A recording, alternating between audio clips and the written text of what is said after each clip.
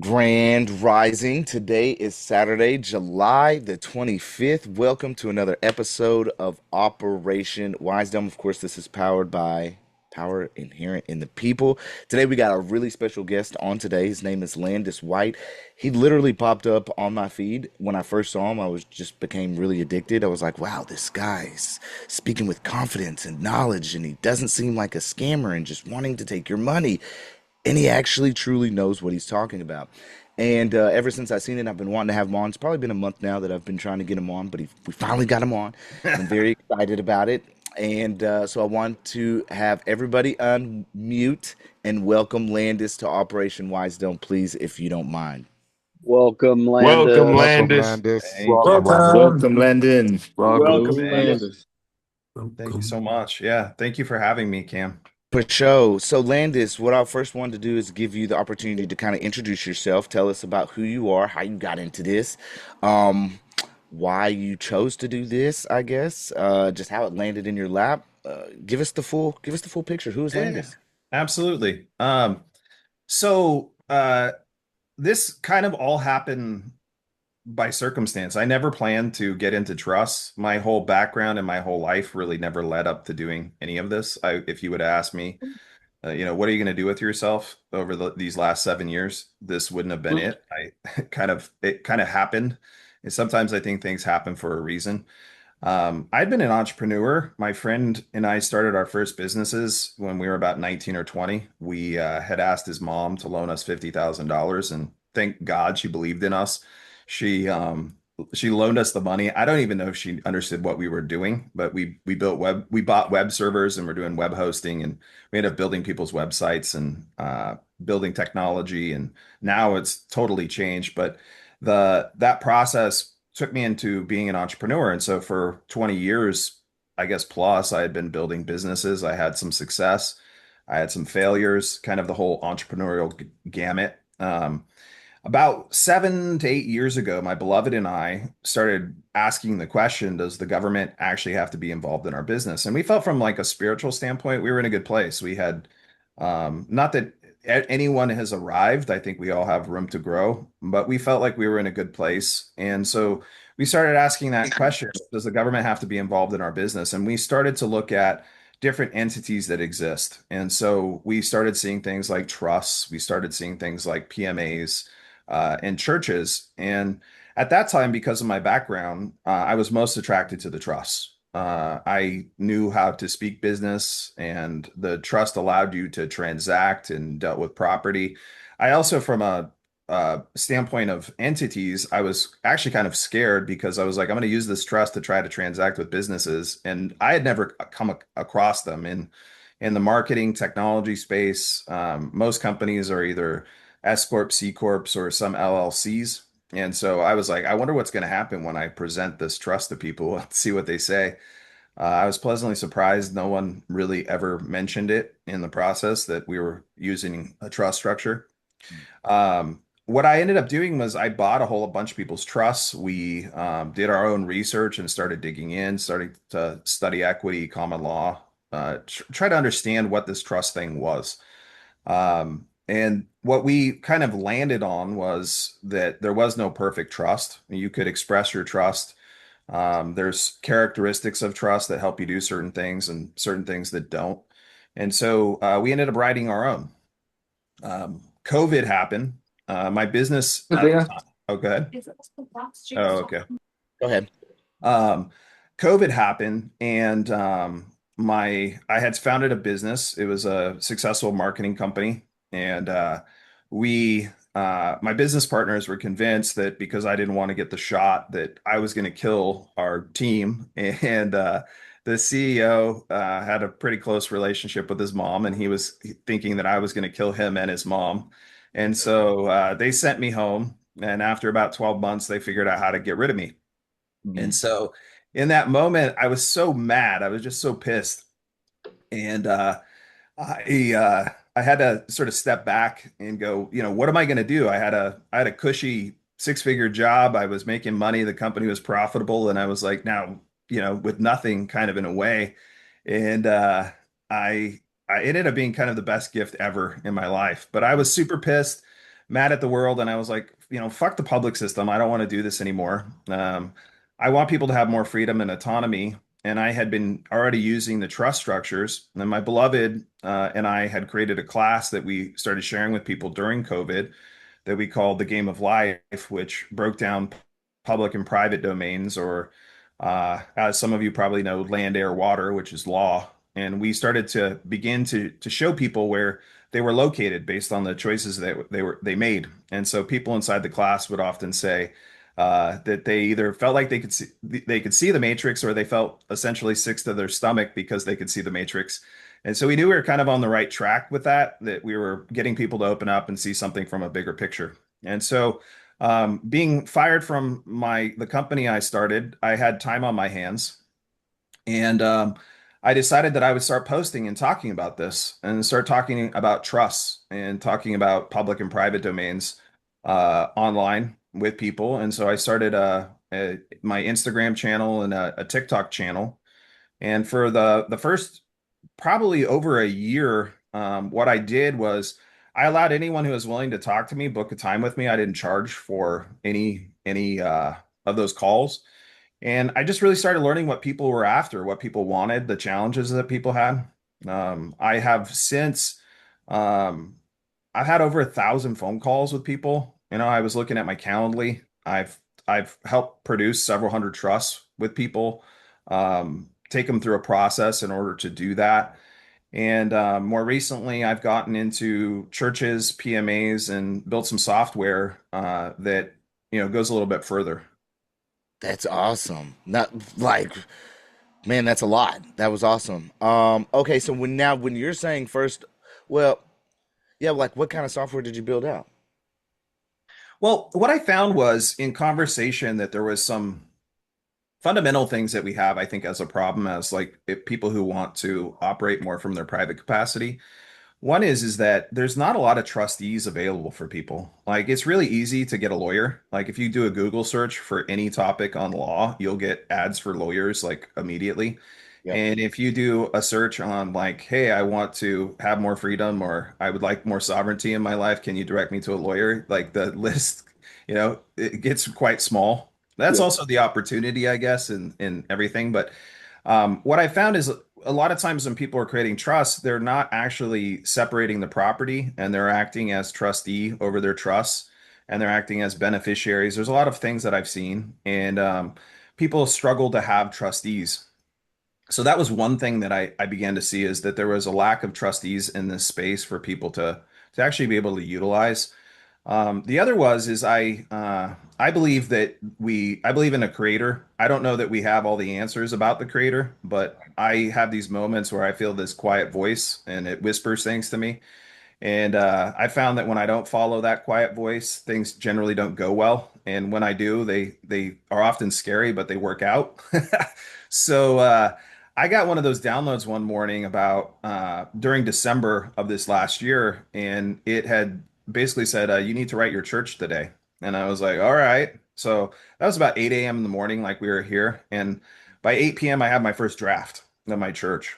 And about 30 days later, I had really like began to dial it in. And having the background with trusts, that I writing trusts, it wasn't hard for me to create the structure for the church.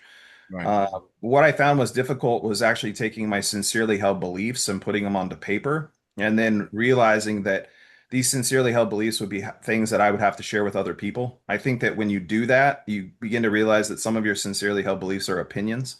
Right. And so I ended up feeling called to teach other people how to create the church structure. And so I launched my first class. During that first class, vibe coding was introduced to me. I had said I would never touch software again. I hated dealing with developers. It was like a nightmare of my life. I am very creative and kind of see potential. Developers are very analytical and literal, and so I always had butted heads with my development teams in the past. And I sat down and started building tools, and then it just like took over, and I realized that I could build a whole platform that allowed people to build their own church, their own Mm, PMA, mm, and be able to have the tools to manage those. And one of the challenges that I found when I first got into this, I created a janky little PMA website, was that Now, there wasn't a lot. Oh yeah. PMA meaning what exactly? I mean, I Private, know, but yeah, yeah, absolutely. A lot of people don't know. A private membership association. right. Yep. So yeah, it's an association where people come together via an agreement for any lawful purpose. Right. It creates a container where you can have private conversations amongst the members, is Right. essentially the underlying tool of it. Yep. Yeah. So I stopped taking I tried to get rid of as many appointments as I could, and I spent about 2 months building what is now Alodia.io. And Nice.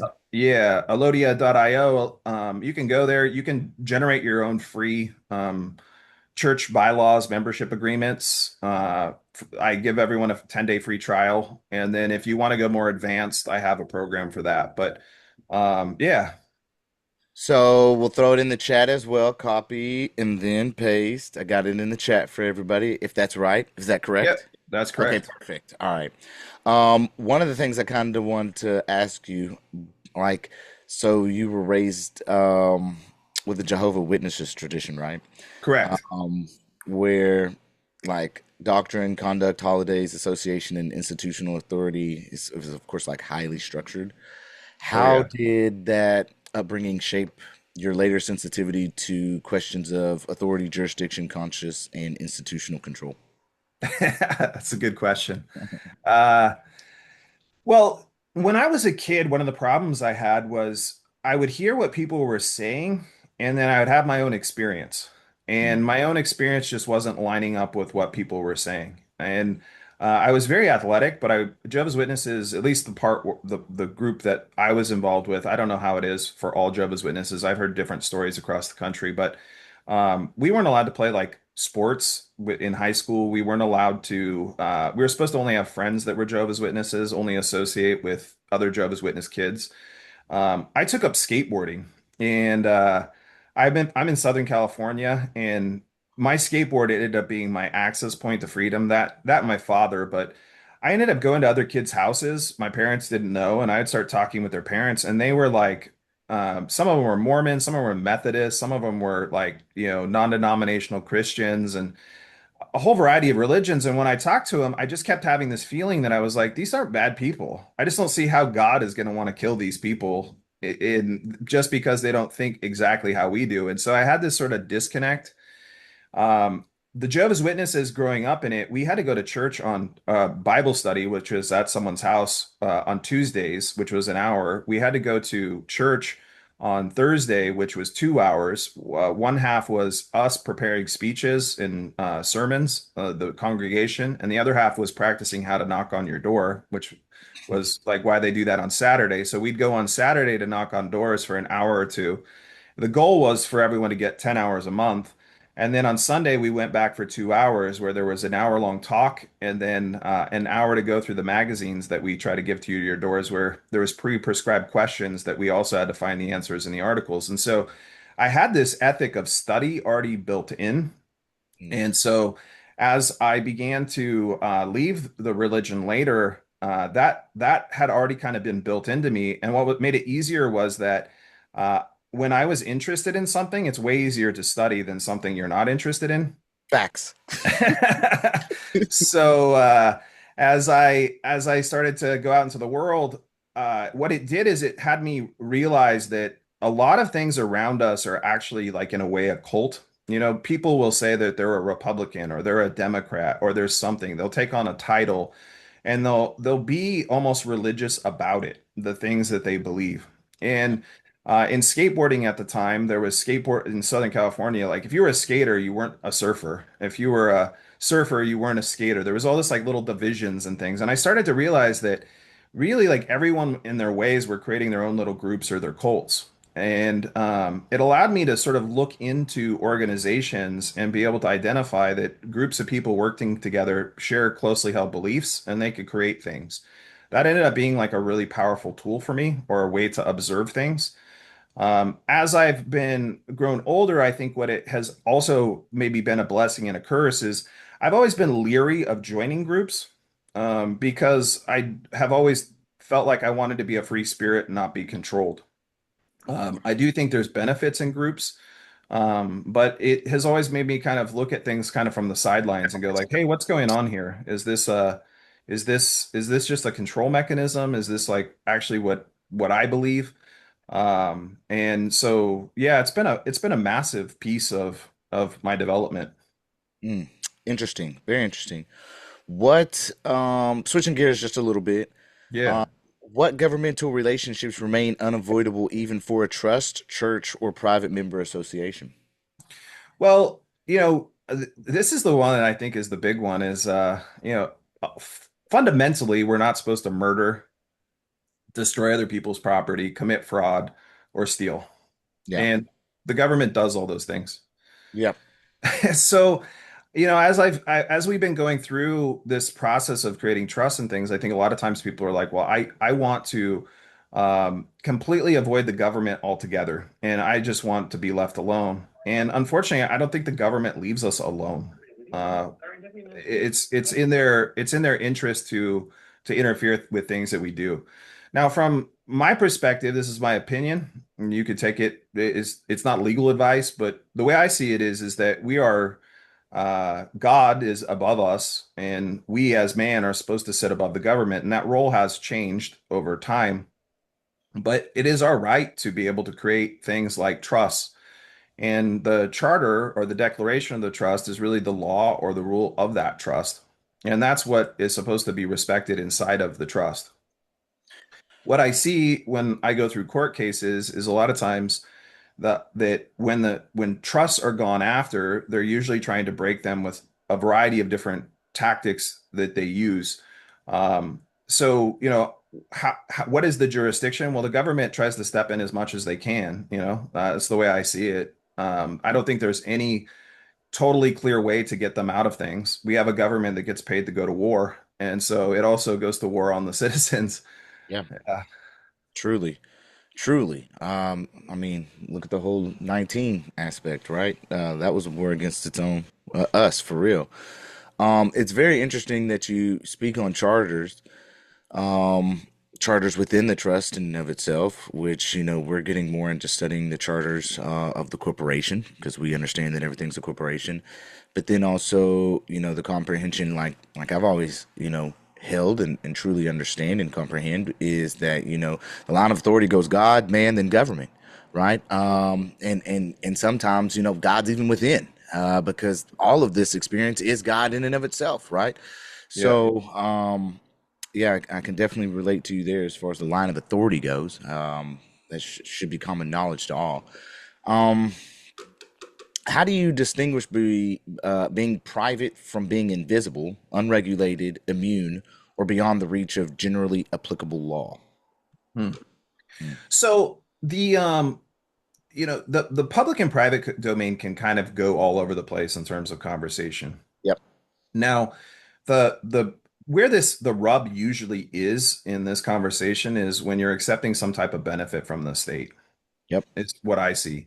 Yep. If you created a trust and you never created a bank account, you never got a social security number, and you were transacting in silver with people, and you were essentially transacting in cash, you probably could stay completely in the private with everything that you do. You could create private agreements amongst the people that you deal with and contracts. Article 1 of Section 10 of the Constitution says we have the right to contract effectively. Yeah. The state will never. Unlimited. Yeah, yeah. So we have that ability to do that. The where I see that there's rub is oftentimes around the tax issue. Like many people that come for trust, they're really concerned about taxes. They're like, how do I reduce my taxes? And there's been a lot of conversation and different approaches that people have looked at taxes. On the place that where I sort of sit with the trust is your creation. It's who the creator creates the creation. So people will use the word creator, grantor, or settler for a trust. I prefer the word creator because Yep. I think we have the power to create, and so that aligns with me better. So you'll hear me use that term, but the creator is essentially who expresses the trust. And if hasn't been like murder, theft, destruction of property, or fraud, then there should be no reason for anyone to interfere with the course of anything that the trust does. The world has been set up though where we're so reliant upon the dollar that the ability to transact using a dollar is almost impossible not to in our world. Yep. And so people often need to have bank accounts in order to do things like transfer money. If you look at like Joseph Bannister's work or see, Dave Champion's work, you look at I don't know, Heyman Mohenda, you start like reading about some of these thoughts. Other people have touched on it as well. Is that what they posit is that the the relationship that starts with the government really starts when we start voluntarily filing our tax returns. When we Right. sign under the penalty of perjury, we've entered into a contract. Yep. And so the way that I look at it is if you have a private entity that's yours, the state really has to prove that they're a party to that agreement in order to be able to do something with that agreement. Yep. And then on the other side, on the tax side, is well, did you volunteer to become a tax paying entity or not Right. inside of it? Yep. Now, there's plenty of court cases where people have been gone after for not filing taxes. And so then the question is, well, how do you protect yourself should you decide that for yourself that it is a voluntary sort of situation? And that's where I think people need to start researching about discharge. There's a variety of people that have had tremendous amount of success being able to discharge tax obligations, being able to discharge mortgages. And that is really related to the fact that we have no lawful money. I mean, our country, as you know, I'm preaching to the choir, but there's no lawful money, and really all the tax and everything that's been generated is off of our energy. It's our future production value that our economy is based on. And so we're essentially exchanging paper for paper, debt notes for debt. And so when people kind of learn the two sides, having an entity that is private, that doesn't have to be registered with the state, you have that protection of privacy. When you learn the other side that you can discharge things or deal with those obligations, I think you have kind of a complete picture of being able to protect yourself. The hard part about that is that takes time, time and money. It takes the time to get into it and start understanding how it works, and then also to implement it. Like I'm 40, I'm going on 48 next month, and I got into this when I was about 39 years old, 30 or 39 to 40, right in there, and it took a lot of time, and I wouldn't say I'm like the fastest learner to just start shifting all the practices. And so a lot of times I find people are after like a quick fix, like, hey, give me a document and like I want to be okay. Yeah. And that's not really the right posture to be in with this stuff. I think you have to, if you're going to get into it, you have to accept there's going to be a lifestyle change and that you're going to actually basically have to rewire your brain. You're going to have to rewire your practices and be in for the long haul. Otherwise, you probably shouldn't even get involved in it. Facts. When you're speaking of discharge too, are you speaking more in relation to the accord and satisfaction of things or gold clause? How would you see the discharges, or how do you currently see the discharges coming into? So, so the way that the way that I learned, I went through Andrew McDonald's program. So he's with Freedom with Equity. There's other people that teach similar things, and I'm not saying that his process is the best or anyone else's is worse or anything like that. There's a variety of approaches. That was just the one that I landed on. What he goes through is a process of acceptance. So he's accepting it. His look is that there is actually no gold available, and so we're essentially trying to pay for things using debt with debt, and so there is no debt actually to be paid. And so if we're acting in honor all the way through and responding to any of the correspondence that's happening between us and whoever the creditor is, and we act in honor all the way through, that we can discharge the respective debt itself as we get there. Nice. Okay, so how do you presently distinguish the proper function of a trust from the proper function of a PMA or church? Well, a trust is really about owning property. So a trust, well, there's a few things. There's a lot in that question. So a trust is unique in that a trust can transact with other parties. So a trust work functions by contract. So like if you and I wanted to do something, we could both have our trust contract together and we could dictate what the terms of that trust are. Our trust can own property. So In a trust, you have a separation of the legal and equitable title. So the trust ends up in a non-grantor irrevocable trust. Let's make that distinction real quick. There's a lot of different types of trusts. So there's non-grantor irrevocable style trust, there's grantor-based trust, and then there's a whole variety of different ways you can set up a trust to do different things. The type of trust that I mostly focus on is non-grantor trust. The reason for that is the non-grantor irrevocable style trust actually separates the ownership of the property from you so that the trust actually owns the property when it's set up properly. The why I think that's important is that if you own the property in your name, then it's seen as being yours. If you're able to separate that ownership from yourself, but still be able to benefit from the property that's in it, then you can be in a situation where a trust takes care of you or provides for your needs or provides for its beneficiaries, but you don't necessarily want to control that trust. A lot of people promote the idea that you're going to control your trust. And if you do, your trust will collapse, just FYI.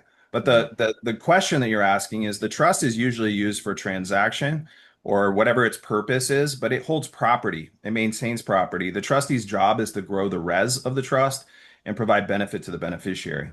Now, a church, on the other hand, a church is there can't be quid pro quo in a church. You can't say in a church like, "Hey, I want to provide a service, and you have to give me this in exchange." If you do, you're operating in commerce inside of the church. Things are supposed to be donation based in a church, so you can ask for a donation, but you also have to leave the room that someone may not be able to give that to you. If you're just purely saying, "Hey, we want an honorarium of $40 to get this," you'll get pulled back into commerce because they'll say you're running in commerce. You can have some services in a trust, like trust can have, I'm sorry, in churches.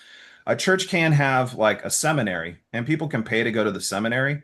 If you're trying to fall under 508c1a, the seminary is not tax deductible for people that are trying to look for a tax deduction. They're paying to go to the seminary, and the church can receive that money, and it doesn't have to say anything about that money that it's receiving for those types of things. But it has to fall under the purpose of the church. The church is also, if you're going to be a 508c1a, a lot of people don't realize that that falls under 501c3. 508c1a is a subset of 501c3. So you also have to know what that means because in 501c3 there cannot be what is called inurement. Inurement sounds to me like an erectile dysfunction. I have inurement. It's like, but inurement is essentially where the whoever the founder is or controlling members are essentially receiving a majority of the money that is coming into the entity, and so a church cannot inure its founder. And the percentage of inurement is kind of all over the place. I believe his name is Kenneth Copeland. He's like that wild-eyed preacher Yep. guy who like there's pictures of him at his house, and his house is massive, and he has a private jet, or his church has a private jet. But so much money is coming in there that he can make the argument that he's not being inured by the respective church as a result of what it makes, and so that can be all over the board. The other thing is that sometimes people think, "Hey, I'm gonna create a church, and then what happens to the property afterwards inside of if I want to close it down?" Well, if a 501c3 or a 508c1a is supposed to not be able to distribute its property back to its founder should they want to shut it down. And so there's a lot of limits around it, but there's actually a lot of really cool things you can do with it too. The PMA, on the other hand, is really a membership organization. So as a membership organization, it can be created for any lawful purpose. And so generally what will happen inside of it is members will come in. It could be free or it could be paid membership where members receive different types of benefit in order to use the entity. Now, where they sometimes get into trouble is that people have wanted to bring things in like medical practices and things like that and try to operate completely without the state involvement in it or do interstate commerce using the structure. And it's kind of fallen apart in that way. I see it more as a container for privacy or privacy's sake, or if you have truly like a membership of some kind where people are able to, let's say you have like a silver, gold, platinum tiers where people receive different types of benefits, you can provide those. Sometimes what people will try to do is provide all of their services through a PMA. And so really all that's happening is they're transacting for services. And that can have you get reclassified as a business if the IRS was coming after you, if they see like 80% of. Can I make a comment on that, Yeah, Landis? please. So I've been working at an opioid treatment center for the last 5 years, and one of the doctors that I work with actually has one of the first PMAs in the medical field Hmm. set up in Oregon, I think, and maybe one of the first ones in the United States. But Hmm. basically, she takes a monthly membership for PMA, and she don't take any Hmm. insurance, and it's been Yeah. working out really good for her on that respect. And also on the 501c3, have you looked into the science and research organizations behind that? Because I'm thinking about tearing that into my religious exemption. So Like, churches can absolutely perform research. Research is a mm-hmm. great category to consider. There's you can do research, you can do education. There's a variety of programs that fall under the 501c3. I've noticed these guys that are doing these. It's not supplements. It's kind of like I don't want to say it's steroids. It's like basically Peptides. yeah, peptides. A lot of them are falling under that category of saying, "Hey, this is for research purposes only." And I was like, that's brilliant. What a great Well, way I've to. looked at almost all the drug control acts, all the way back to the Marijuana Hemp Act, and they all specifically put in there under this tax act as research is exempt from all those regulations. Hmm. Yeah, As long as you're longer, So you're conducting the research for it. Yeah, yeah, and I was looking at the 501c3 scientific and research organizations, and it looks like you can do a lot of stuff under there if you form AA or PMAs and your religious structure correctly under that. absolutely. Yeah, what I see is that your trust generally, like sometimes people ask me, can my trust own my church? And the answer is no. Your trust that you're using, you could contract with your church, like your But the church could church could rent. own the trust A underneath church that. could have, So you yeah, put a the church could church have on its own top. trust.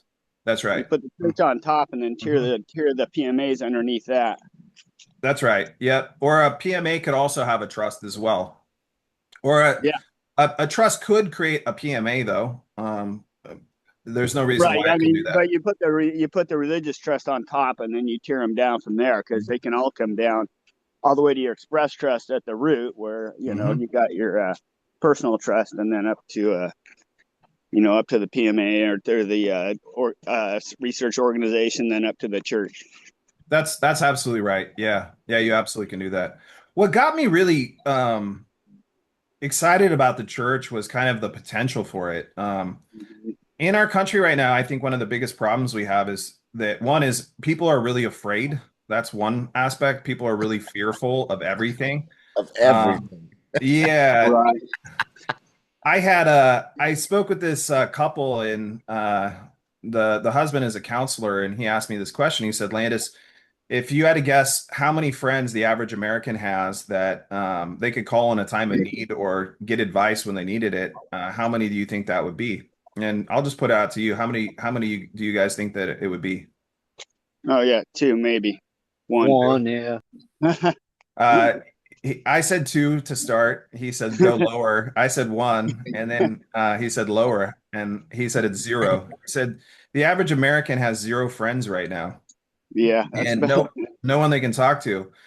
And so that got me like off into some research, and I started looking at different data from like Pew research, and like around 70% of Americans don't trust the government. Around close to 80% of people don't trust their neighbor, and then over 20% of people are lonely. And so I was like, so people don't trust each other, and then 20% of people are lonely. So 100% of everybody is like actually not working together, is kind of Right. what I landed on. And I that just really hit me. I was like, the our system is designed to have us compete against each other. So like the money is printed and then we have the inflation happen, so the value of it goes down, and then we're all fighting to get some of it so that we can get by. And it essentially has us compete against each other. And the church, what I began to see is the church, regardless if you go public or private, the church can receive, like you can donate, let's say you're public and you're paying taxes, you could donate 60% of what you make to a church. If you're a LLC or an S corp, you also can donate about 60% of your profit to a church. A trust, even if it's operating publicly, any of its rents, any of the money it makes from intellectual properties, any kind of soft money that comes through, can 100% of that can be donated to its beneficiary, which could be a church. And so I started to really think, I was like, if we could tackle this problem of people not knowing how to work together and have people actually start pooling resources together, utilizing a church structure, there's so much that we could build fast. Because when we're working alone, I don't know about you guys, but like I'm in San Diego and in the East County area, we've had a lot of people from Iran and Iraq and different people move into that area. And when they first moved in, they took like the worst houses, but they bought houses and their families all live together. And it's funny now, you can drive over to that area and what you'll see is like a Toyota Celica and a Lamborghini. And then like you'll see like they're all pooling all their money together and they're all working together and they're all living together and they know fundamentally that if they're going to get by, they're going to do it together.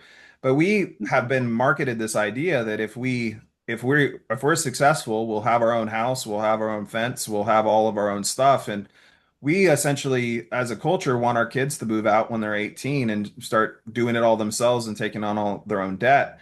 And I just began Yeah, to realize, that's just yeah. it. We got to get into the protecting the family assets, and how do you set these family structures up under the church as well. Well, I think what you do is you start to bring people together and you form your own church. You get people who can create, like, there's no law that says that what type of religion we have to create. Religion can be any sincerely held belief.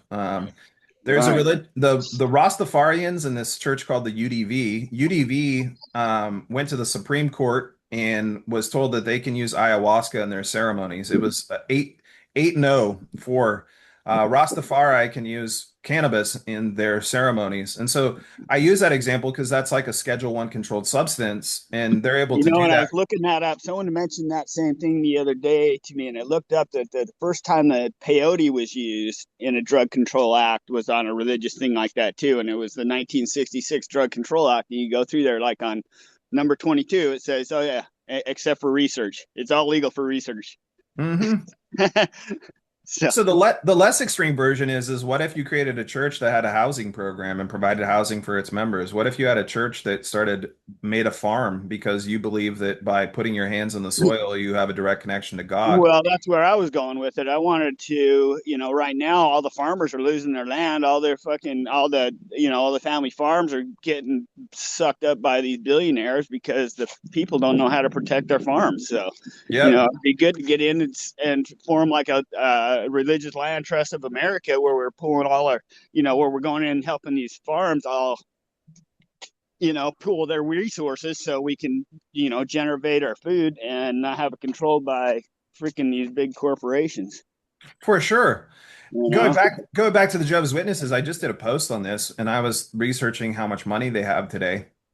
And they have around 119,000 churches. They call them kingdom halls. And if you take that and you just say the average one is worth about $200,000, that means they have over $20 billion of real estate. And then you take their other facilities and land holdings, there's like another 20 billion. And then they have 9 million members that tithe. They're worth somewhere between 40 to 50 billion dollars. And they're not the big ones. Like the right? Mormons are bigger than they Yeah, are. The Catholic Church is bigger. So I just started looking at it. I was like, if we sort of built small religions and people started working together and then also started understanding how civics work in their local community and form PMAs, you could actually like have a massive growth in a small period of time. We don't, with the technology that we have now, we don't have to wait like centuries. Like what I found too is most religions that got started within 2 generations, they were thriving, like massive amounts of money coming in. Like if you look at the Quakers as well. And I just began to see, I was like, with technology and some willingness, people actually could totally transform what we're in probably in 10 to 20 years. oh yeah. So let me ask you this: have you ever heard of James Mooney by chance? I'm not familiar with him, no. Okay, James Mooney, he runs the ONAC church. They have quite a few branches as well. He is tied to the uh, Paiute tribe. I may be saying that wrong, Okay. but Paiute tribe. Mm. And back in 2002, he was arrested for them utilizing peyote, right? Ayahuasca type vibes. And he took it all the way up to the Supreme Court in Utah and actually won that. And so he has a bunch Hmm. of branches. So I've been working with him in relation to some, of the lower or some of the branches within. And there were some really interesting conversations there because he took it up to the Supreme Court. So that would, James Mooney, if you ever wanted to look into that Yeah. and utilize that as far as support for anything, as far as, I guess, sacramental use, right? Mhm. As far as substances are concerned. What I also wanted to ask is what type of trust did you ultimately use and why did you determine that particular form was appropriate for your objectives?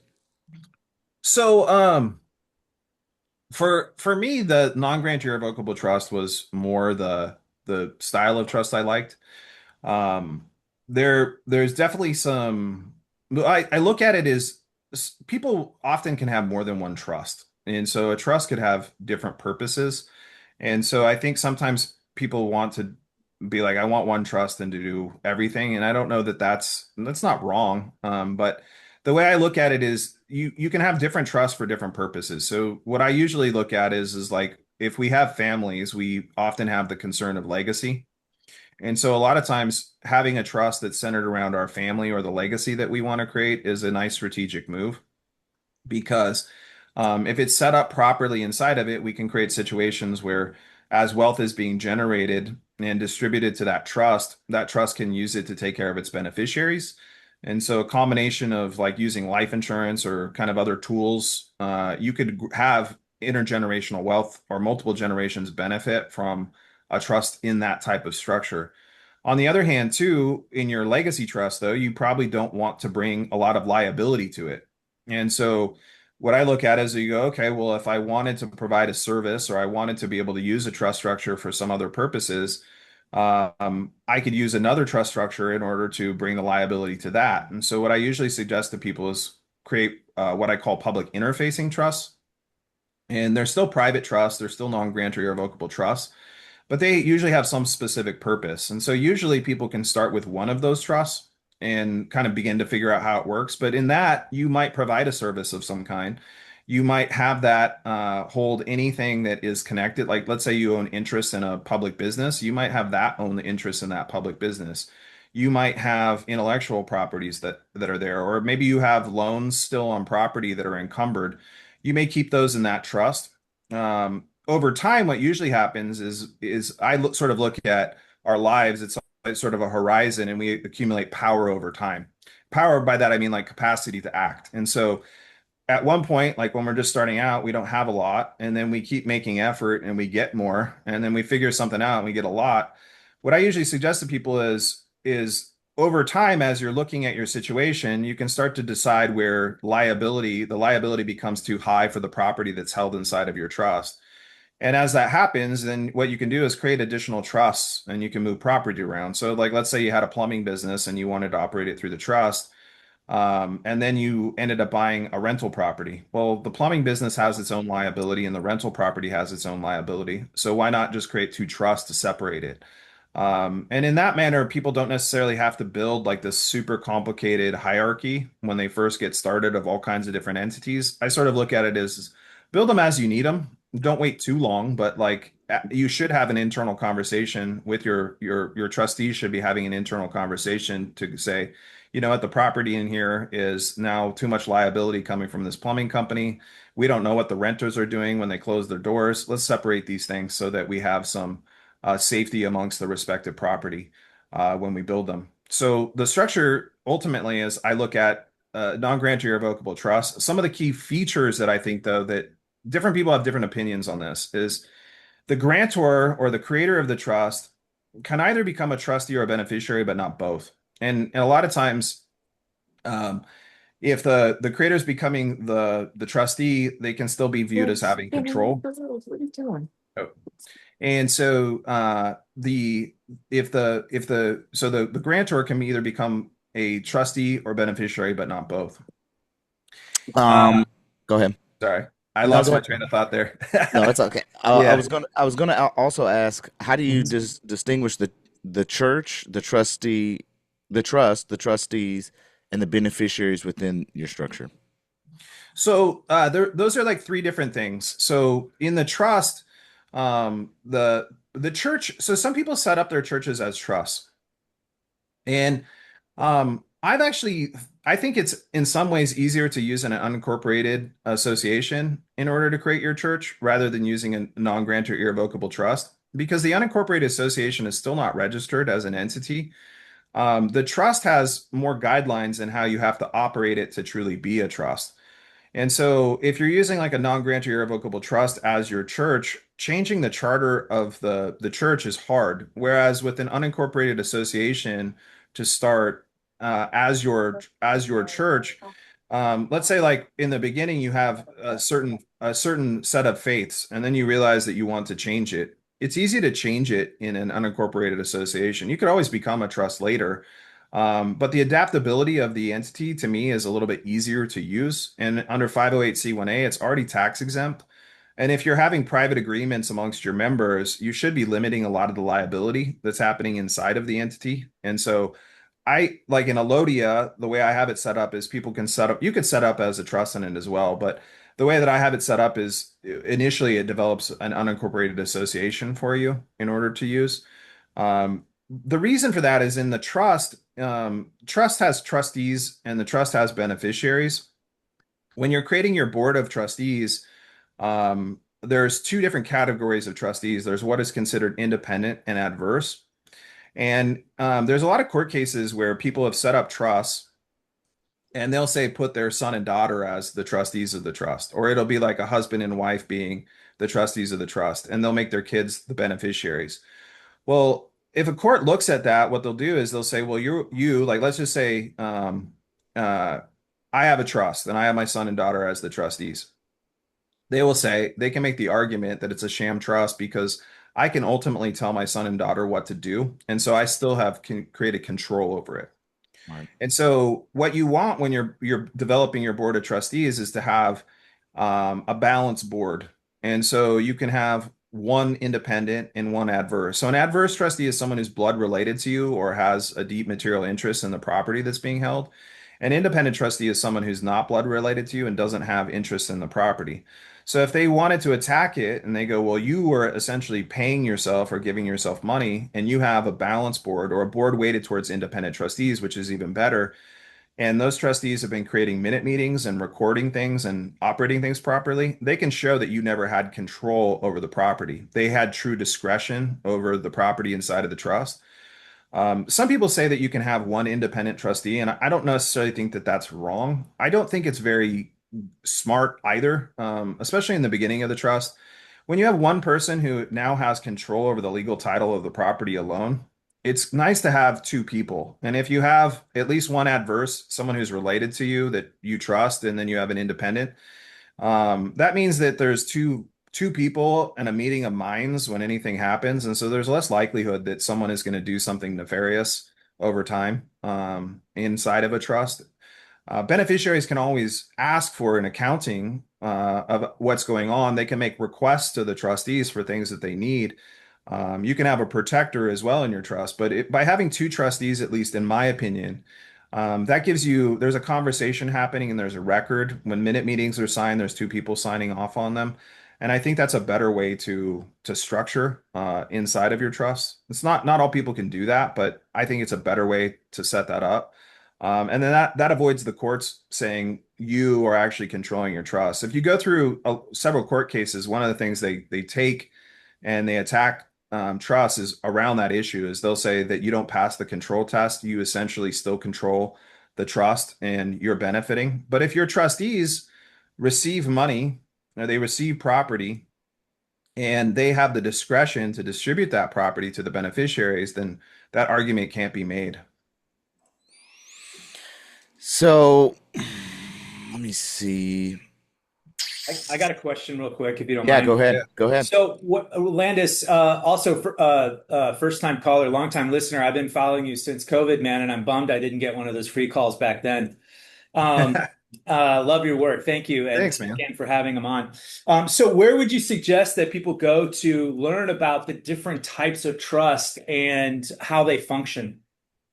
So what I'm doing right now with Elodia is different than what I've done before. So what I was doing in the past was doing an exchange for paintings with people, and some people probably think that maybe it's expensive. I don't know. I had dealt with lawyers, so I always felt lawyers were expensive. But what I would do is take people through a program where we worked one-on-one, and it was $7,500, and basically it took about 2.5 to 3.5 months time.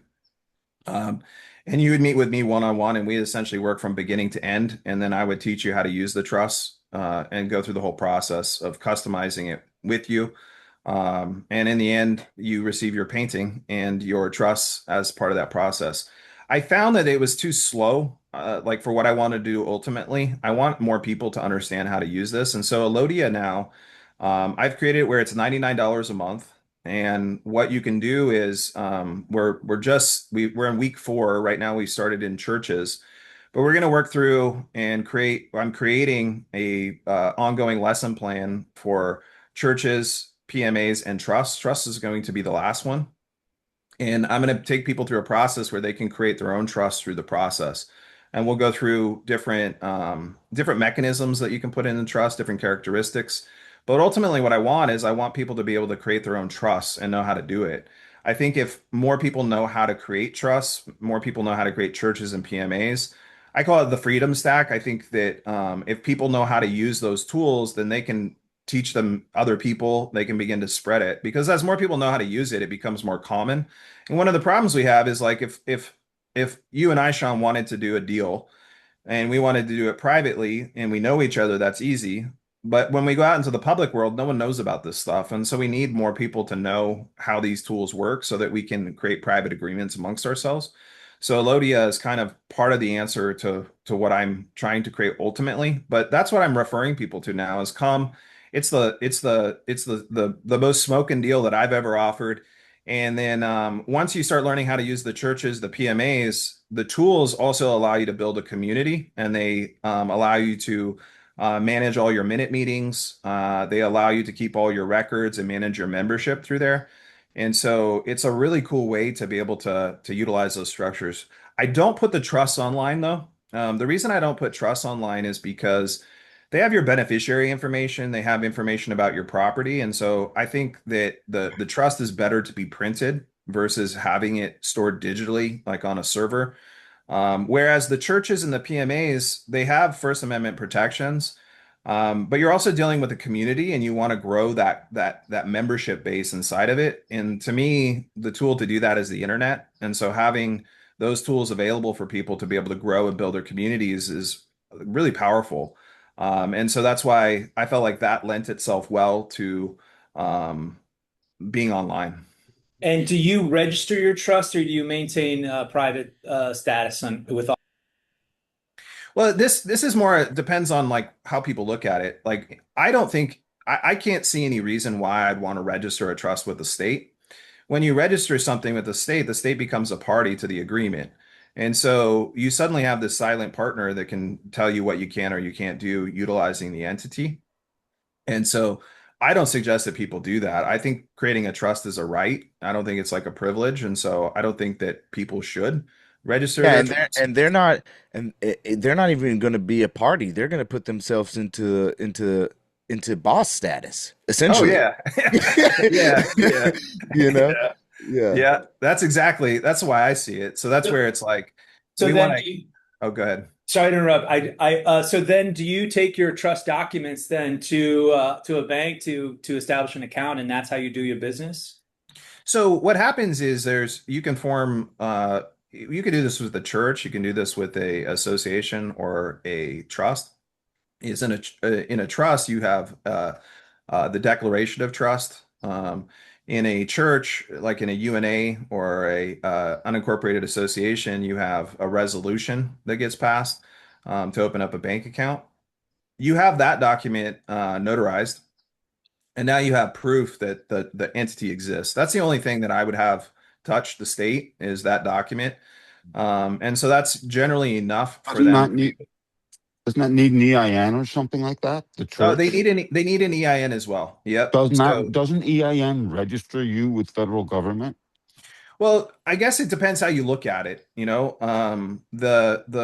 this is a purely opinion on my part, but the way I see it is that when you pull the EIN, that's an application.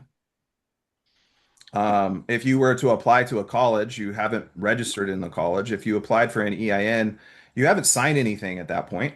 So there's no signature or binding agreement that states that you're doing anything per se with them. And so if you're using the EIN for banking purposes and you're creating an account that is a non-interest bearing account, then I don't see it as a registration. If you file a 1041 and you start filing tax returns, then at that point, I think that this opinion is where you're registering your respective entity.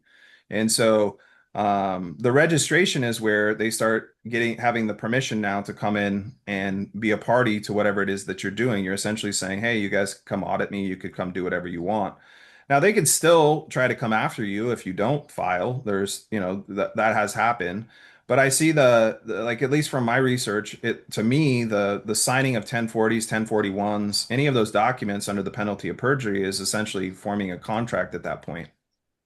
Right. And That's so, true. yeah, so I don't see the EIN as a risk so much.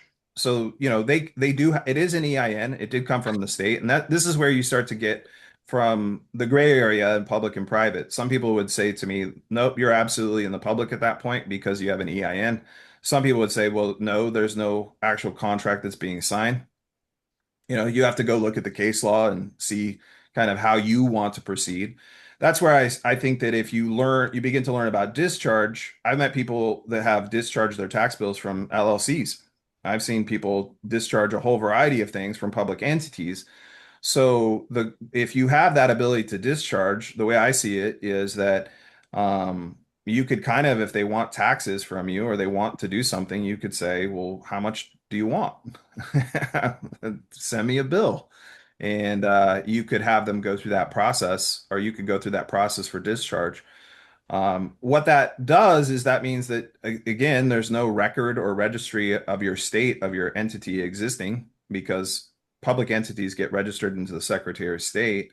No one knows who the Doesn't the beneficiaries are. EIN makes a record, but the EIN makes a record of It your. does, but what is the record of?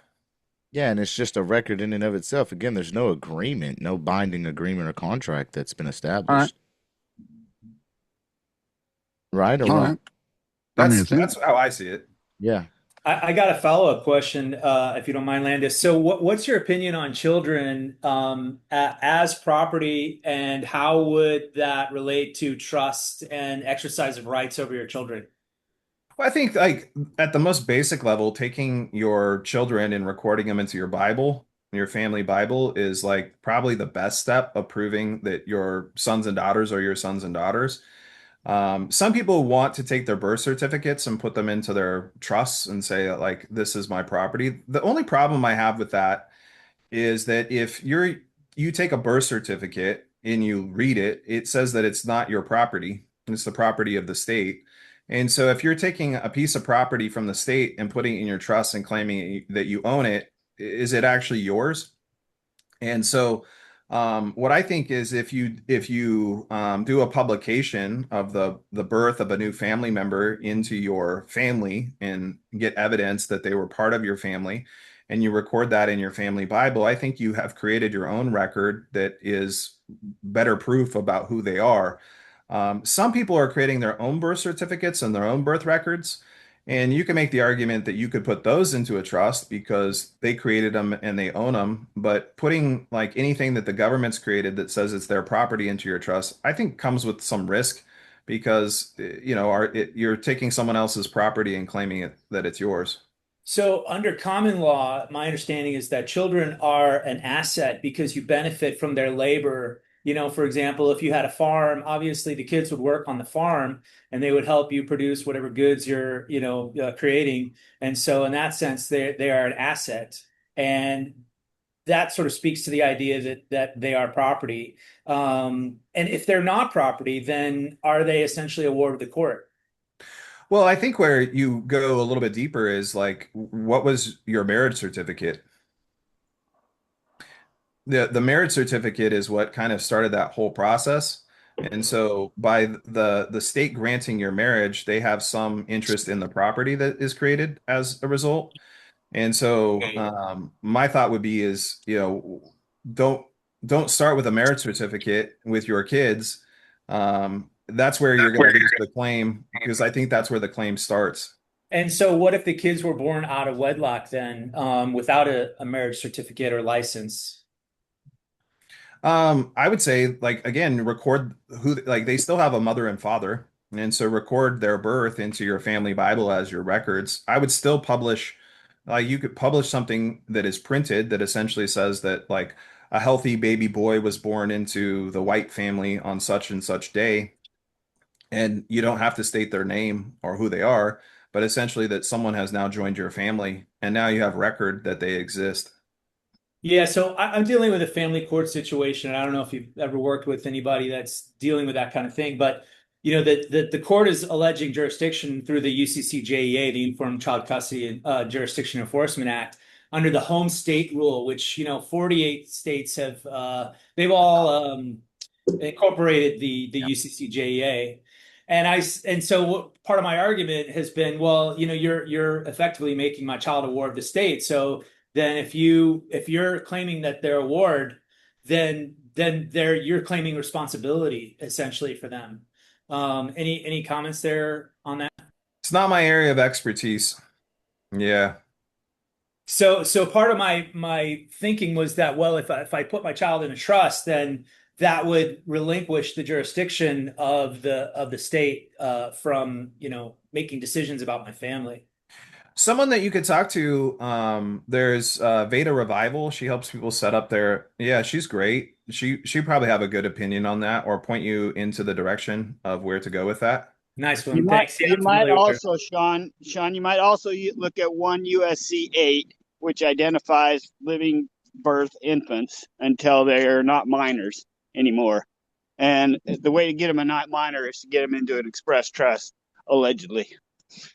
But 1 U.S.C. 8 defines what a minor is. Thank you, Troy. Appreciate it. Okay, moving in just to a little bit, kind of moving around. So you mentioned creator, more empowering than grantor or settler.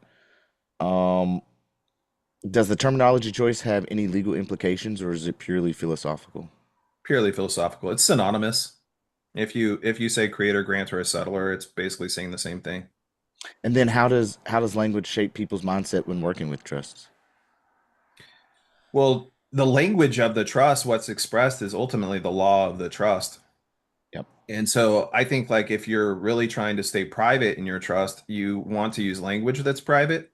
And so I think it's important to be specific about who it's for and who's creating it. Is it a man and woman that's alive that's creating this? Who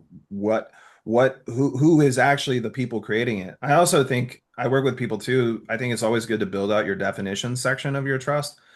The definition section means that you're going to have the definitions that you meant inside of it. So if someone is going to come to argue with you about what some word meant and what you meant with your intentions, your definitions were there for time eternity inside of that trust. But language is like, I mean, language is everything, really. Language creates our reality around us. And so I think it's one of the biggest gifts we have from the Creator is language. We speak. Genesis 1, there's two things that we learn about God is God speaks and then God creates. And then we are essentially created in God's likeness. And all we know about God is that God speaks and creates. So everything that we speak and create is going to ultimately be, in a trust sense, the rule or law of a trust. We had a situation, it wasn't directly related to our trust, but we got to sit in and observe. This woman had passed away, and one of her family members had stepped up and said that she was supposed to receive something from the trust. And the trustee of that trust sent a copy to the courts, which I would never recommend, but that's what they did. And the judge in the proceeding opened up the trust and started by saying, I want to let you know I can read this and I can interpret it and tell you what I think it means, but I have to follow what it says. And I was like, wow, that was pretty cool to see that to be able to witness that process because ultimately the creator of the trust is expressing their intent, and they're following that intent. That's why, like, if you look at some court cases for trust, people have promoted that you can own nothing and control everything, and they've lost their cases just because of that. Because in the beginning of the process, in their intent, they said that you could create a trust and own it and can own nothing but control it all, and you can't do that in a trust situation. And so that also follows in the church path. There's the Pastafari. Have you heard of the Pastafarianism religion? Mm-mm, mm-mm. So this guy created as a joke this religion called the Pastafarianism, and then later tried to actually make it a true religion. But courts have rejected it repeatedly because in the beginning of the process, he said that it was a joke, that it wasn't a real religion. And so they have treated as though it's not a real religion. Whereas, like I mentioned, like the UDV or Rastafari, I mean, they literally have things that people consider or the government considers drugs as part of the religion. They're allowed to use them. And so intent, I think, is everything. And intent is formed through the language that you use right from the start. So you emphasize building definitions, a definition section, of course, into the trust. What happens when a court ignores those definitions entirely? Well, what happens when a court ignores anything? Ah, I mean, I think like there's plenty of times, people I haven't had like you've had a lot of experience with court. I haven't not had as much experience as you by any means. So yeah, you have more experience in that area than me. I feel blessed that I haven't had to go through all that. yeah. And so, but maybe that day comes at some point. The I've seen situations though where people have brought all their paperwork and had everything, and the judge doesn't read it and the prosecutor doesn't read it either. And so in your lower courts, like sometimes they're not necessarily even reading what you're putting in front of them with what they're doing. And so I don't know that there's like a perfect answer to that. I think that's a symptom of where we're at with the state Right. is, you could create your documents and you could create all your things, but like I think I said in the beginning, like natural law tells us not to murder, steal, commit fraud, or destroy other people's property. Yeah. And the government does all those things. And so that's kind of like what we're up against in a way. And so, like there's no like silver bullet that I see that anyone can do in order to do things. I just watched this video of this guy, he had all this Bitcoin and they basically seized all his Bitcoin and he's had an ankle bracelet for the last 6 years and hasn't been able to leave Yeah, his house. I'm actually trying to get him on. I reached out to Yeah. him because his story is very, very, very, very interesting. He became like a, multimillionaire at a very young age as well. Mhm. And yeah, I actually reached out.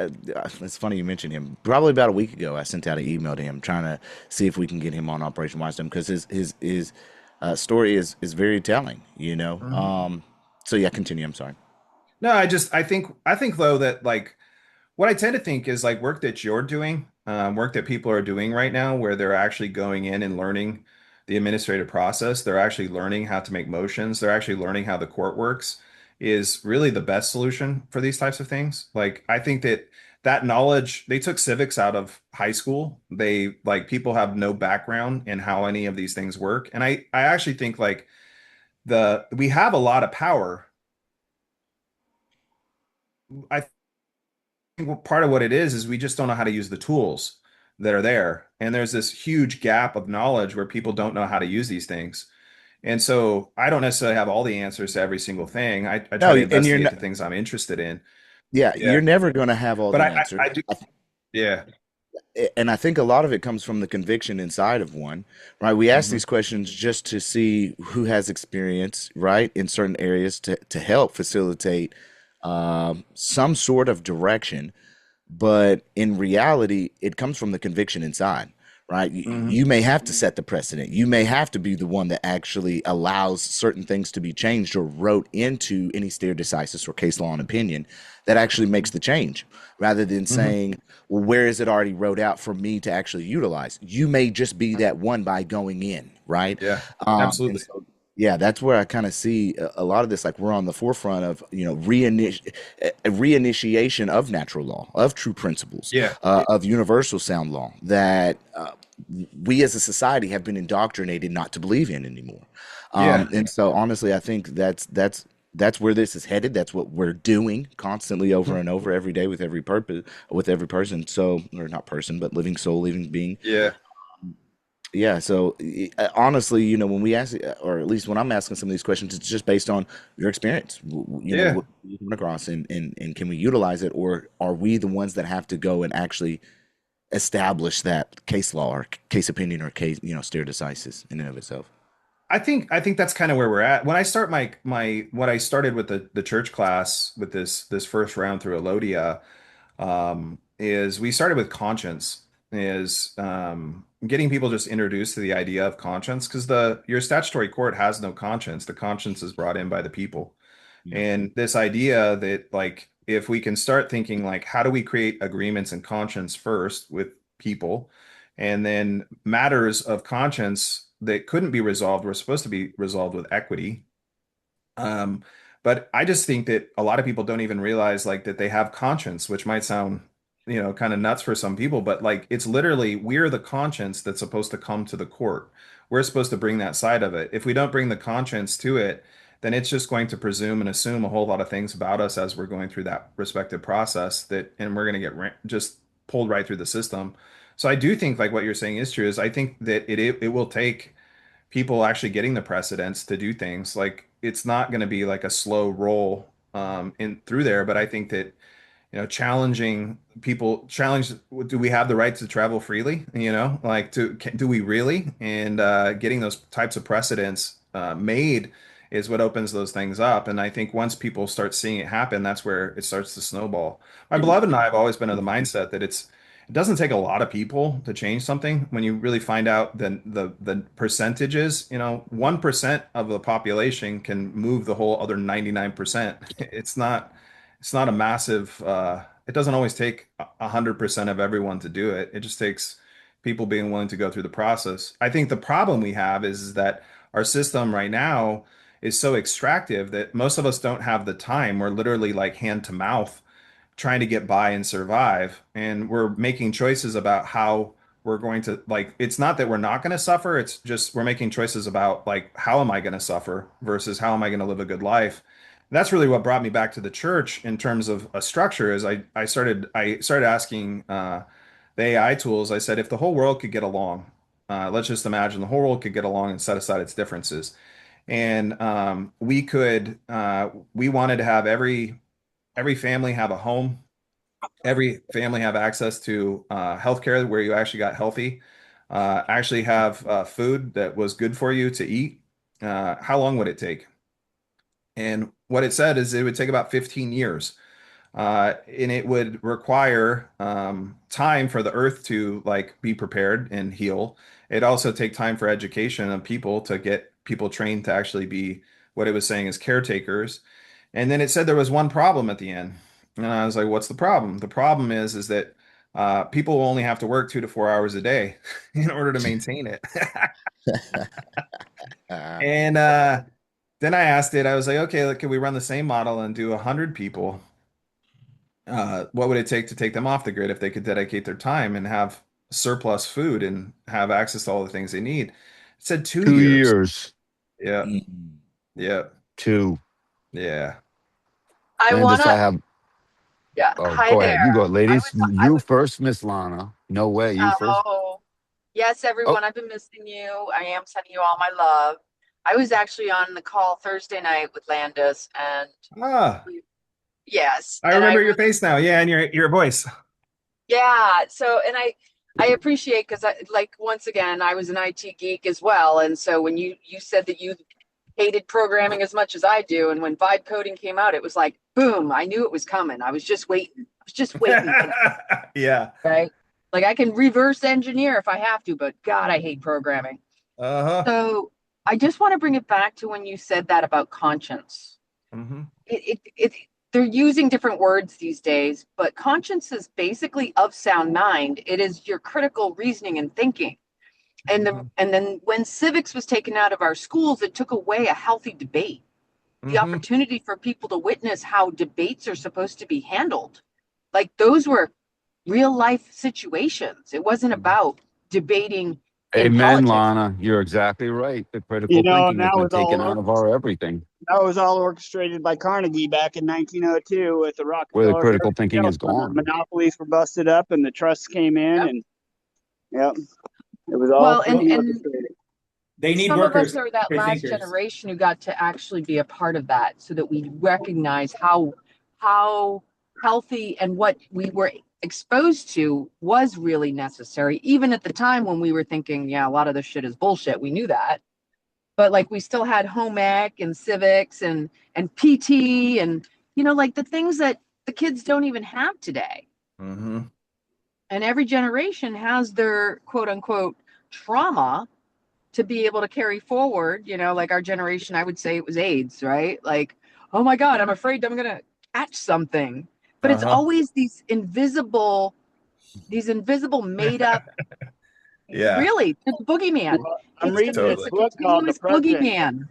right now, called The President Makers, and it's about all these Rockefellers and the Morgans and all those that took us all over in the early 1900s, and it's basically a repeat of what's going on now. They bought all the newspapers, put out the propaganda.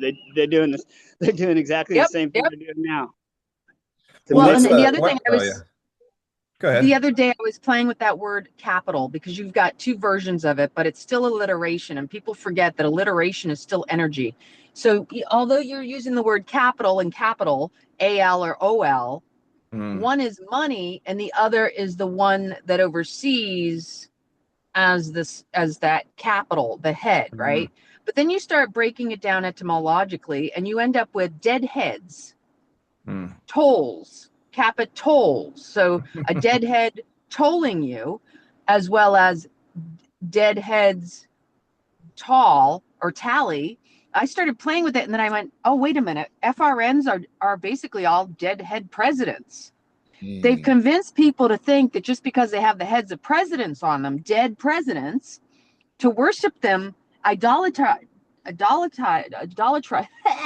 false idolatry, because, well, they're our founding fathers, and therefore that must be real money. Mm. Like, you see the way they pull the wool over your eyes, right? Absolutely. Well, I think too, it's the game is slow, and we're busy working. But Yeah. once you like people think like I don't this is my opinion. I don't think that the people that have power care about money because they can print it. I think Yep. really what they care about is power. Power is capacity to act. And so what they want is the use of the energy. And so they're like going, how do we create systems to control the energy? Yep.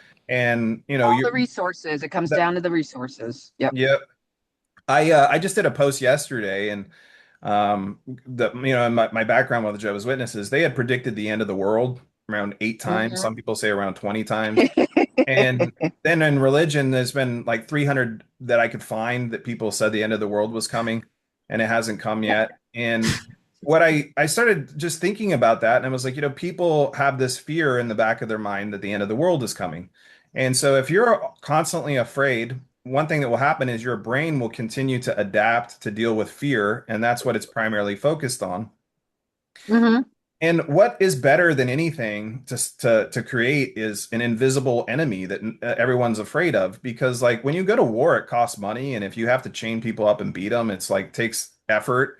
But to have people just be afraid of something that is invisible or believe in something that's invisible is like the most powerful tool. And I think that's where this is another part of why I'm so interested in the church with people is I don't think people actually know what they believe.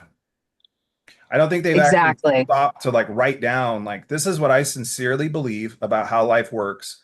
And from there, what I found is when I went through the process of actually writing out what I believed, it was really freeing because I was like, oh, now I have a framework of what I believe. And our beliefs don't have to be the same. That's the thing is they really shouldn't be the same. They should be like what is true for us in our respective experience. And that conversation about the healthy debate, I think our debate is meant to actually drive us forward to make and create better situations for ourselves.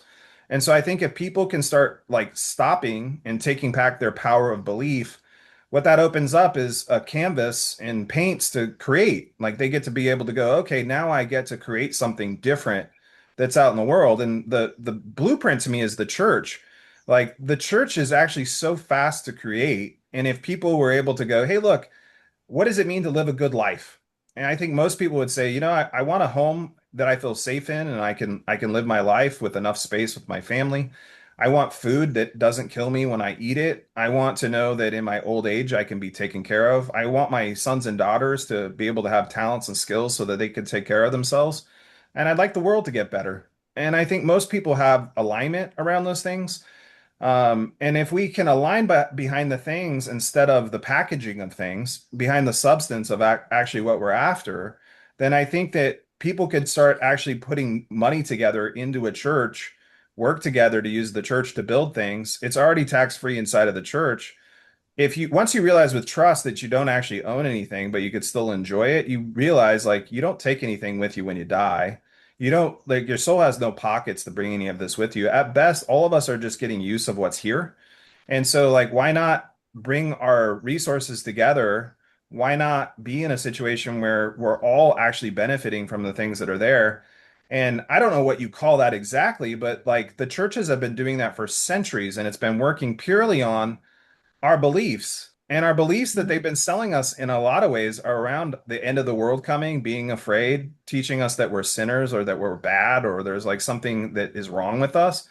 And I just Yep. like, I've reached the point where I'm like, I don't think there's anything wrong with us. I just think we don't know how to get along. Like in Well, we've Japan. been told not to get along because that's part of the belief system too. You're not Hmm. supposed to trust those people because that's part of their system and indoctrination.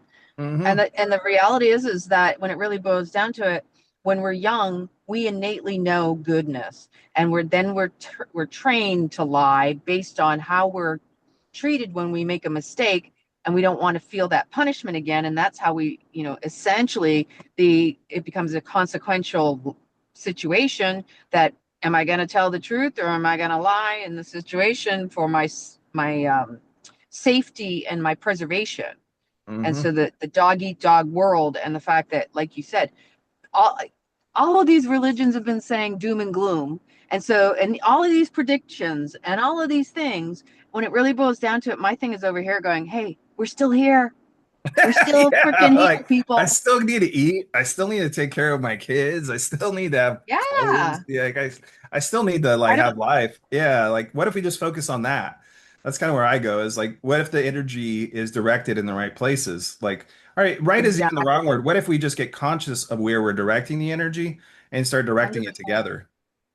And actually, it's simpler than people make The it. energy That that I really play is the way, and that when we start going back to our childlike creative nature of play and fun, which we all wanted to have when we got older because we didn't want to go inside when we were playing, Oh and we were yeah. like, I can't wait till I become an adult and I can decide, right? Okay, well, wake up, we're still here, and that inner child in you is still saying, hey, what happened to the playtime?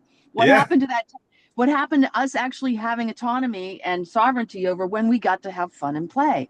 and Yeah. and that's really going to be the way we take everything back, because energetically that's infectious, and that right there, it disarms their quote unquote looshing of our energy, because they can't survive off of our happiness and our joy. And I think to that to that's what add God to that is it's already ours. Yeah, I agree. God gave us God gave us two things: create, uh, to speak, and create. And the goodness of happiness is the way He created our speak. So I agree. that's our goal. I 100%. was a young man who tried to take home ec, and they wouldn't let me take home ec because home ec was for girls. And the joy, I'm I'm not a young man anymore, but I was the first member of Wisedome. My mother told me, watch out for the groups that you join, and I didn't join. I didn't become a member of any of the political groups during the 60s, but I this is the first group that I've ever joined, although I was elected to the uh, community college board of directors 3 times and learned that you don't get to change things unless you know what you're doing. So Mhm. education in this kind of program and learning how to do it right is the way to go. And and one of the facts that I've learned, maybe it is, we don't have friends. I mean, having zero friends is a fact that is the reality. And so we got to go out there and cultivate that. And a church, in this idea, I became an ordained minister in 1968 because I saw Reverend Kirby J. Hensley of the Universal Life Church get interviewed by Mike Wallace because he explained how he was doing it to avoid taxes, and he didn't deny it. And he said, just write me a letter and I'll ordain you. And so I've never done anything other than have a piece of paper that say I'm an ordained minister. And well, it was I expressed. think it's the way to go. Facts. So along those lines, So let's Landis, are you an ordained minister, and is that part of the foundation of your church or your ministry? And then follow-up question, what are your thoughts about putting in property into a ministerial or our church a trust, for example, like your home or your vehicle or that kind of thing? So the beautiful thing about the church is you can create whatever you want in the church. So in what I've created in my church is I have a council of stewards. And so we refer to the council or the ministerial or the clergy as stewards. So we're there to steward the church. You can invent whatever you want. The Quakers have no hierarchy in their church. They believe that they do everything by consensus. Everyone sits quietly until they all reach consensus, and then they take an action. So there's not one hardened rule about how it's supposed to happen. The IRS has what they call the 14 points of consideration. And sometimes people look at it like it's a checklist. It's not a checklist, but it's what they look at to see if you're actually practicing a church. And no church, I mean, I guess some churches could meet them all. It was loosely, or it wasn't loosely, it was based on the Salvation Army, actually. That's how they came up with it. But not all churches can meet all of the qualifications that they have on there because of their faith systems. So you can create your own. I would be considered the chief steward of the church because it's my family church inside of it. So what I saw, to also add to this a little bit, is in trust, I think that trusts give you the power to have a legacy. And if you can avoid probate when you die, that property can continually be put to use. And so it doesn't stop being, it's like it continues its momentum. And that's where a lot of people end up destroying their family wealth, is that everything goes into probate, everything stops, and then they get taxed when they die. And so the trust allows you to avoid that. But inside of a trust long term, if you want to have a legacy, your family or your trustees are people, and people are going to have problems. A church where you design a faith of your own and you train your family in the faith of your own means that everyone has a shared belief system. And coming from the Jehovah's Witnesses, where we were taught there's only one way or one right way, I wasn't for that. So in my church, we can change the beliefs in it if we learn that there's a process to adapt or add beliefs to the church. But what I wanted to do is, when conflict arose that my family had a background to utilize to solve conflict. If you look at the King and Queen of England, or if you look at the royal Saudi family, they have deep ties into their churches based on their roles. And I think what that does is they may not all agree on the same things, but it allows everyone to have an ethical or moral framework to begin to like think and act from. The other thing too is, in your trust, you're going to have situations where opportunities arise, and you want the family members to be able to figure those things out quickly, or the trustees to figure those out based on what you believe. And so my church was also a tool to help the trust, in effect, or provide ethics and morals and values and beliefs that we could align behind and go into the future and adapt. Because I think what we believe is actually super powerful. And so if the family has a shared set of beliefs, that gives them another source of power, is partially why I initially created the respective church as well. Other people create them for different purposes. You could do a variety of things. The church can hold and own any type of property. The church can own, it can own cars, it can own houses, it can own all types of different property. It doesn't have, there's really no limit on what the church can own. The main thing that the IRS goes after churches for is if again is that word inurement. If like you put all your stuff in the house, like let's say you put your everything you're doing into the church and the church is making, I'm just going to make up a number. It makes $1 million a year, but $1 million is going right back into your pocket. That they would consider that inurement. What I think happens though is this is my hypothesis.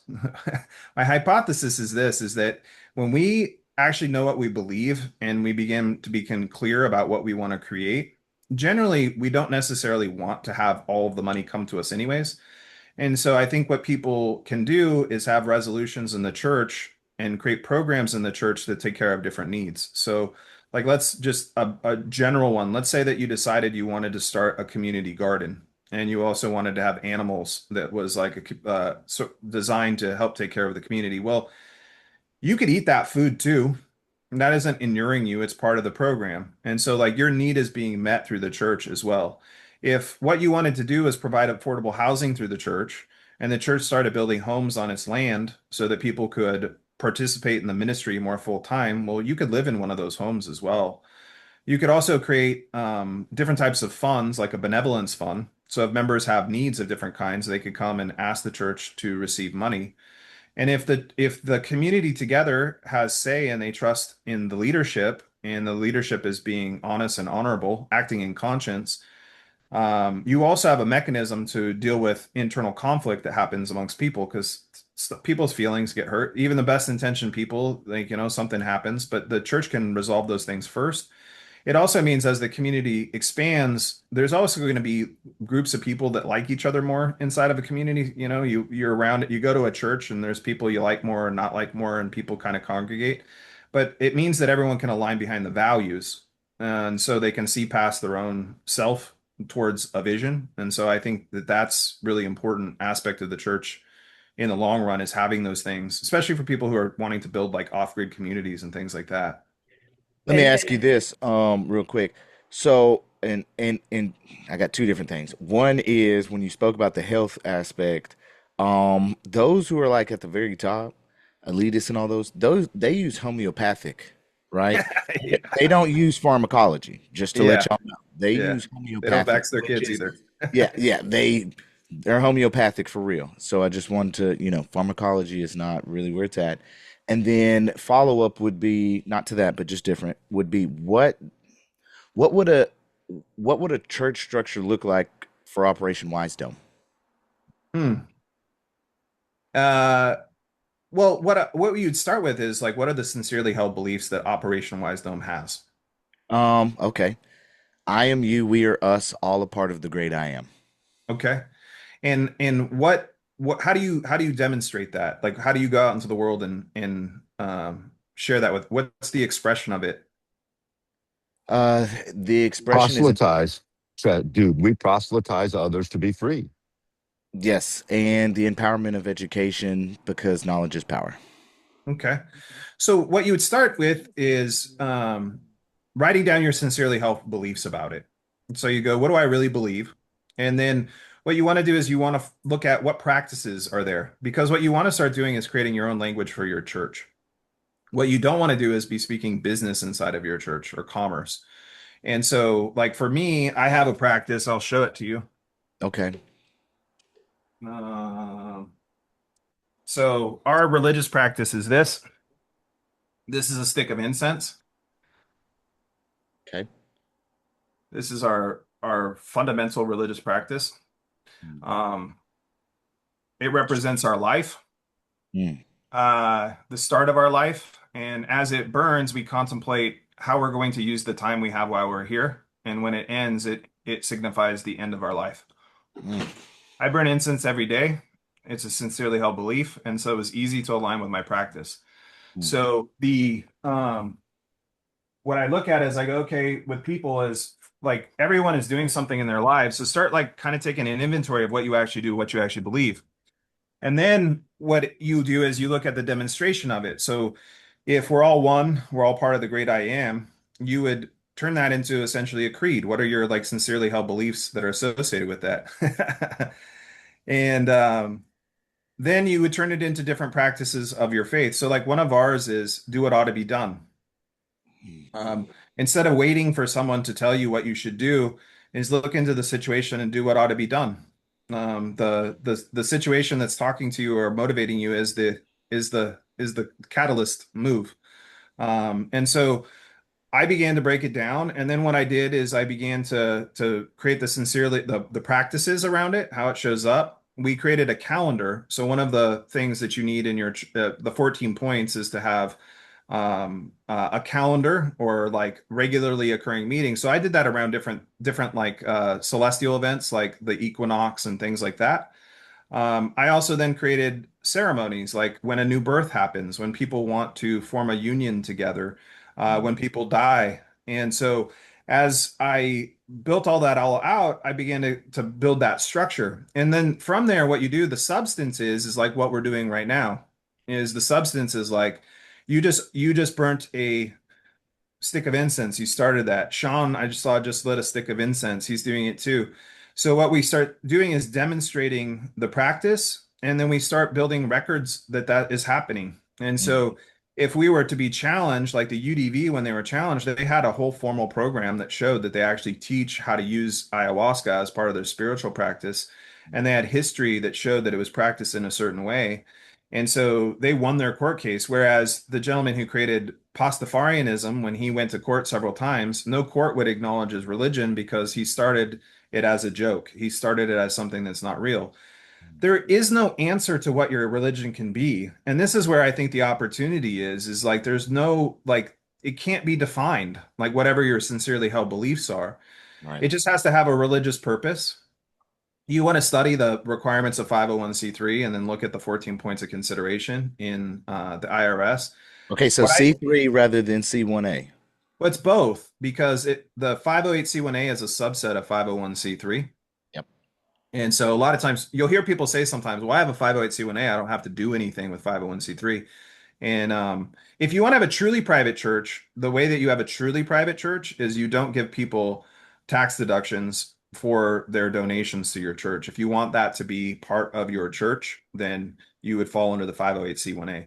If So you, oh, go I ahead. got questions, man. I I was got just gonna, questions, Cam. I was I'll just, wait for you. yeah, I was just gonna say, so the formulation would be an unincorporated association, not Uh-huh. necessarily a trust. It could be Uh, either. It could be any entity. It doesn't matter.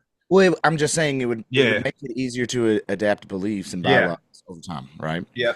And then we would document the sincerely held beliefs. These would become a legal foundation of the church in and of itself. Then governance would rely upon establishing a board, of course, with Yep. clear roles. That's going to You want be you two want of to see it? the.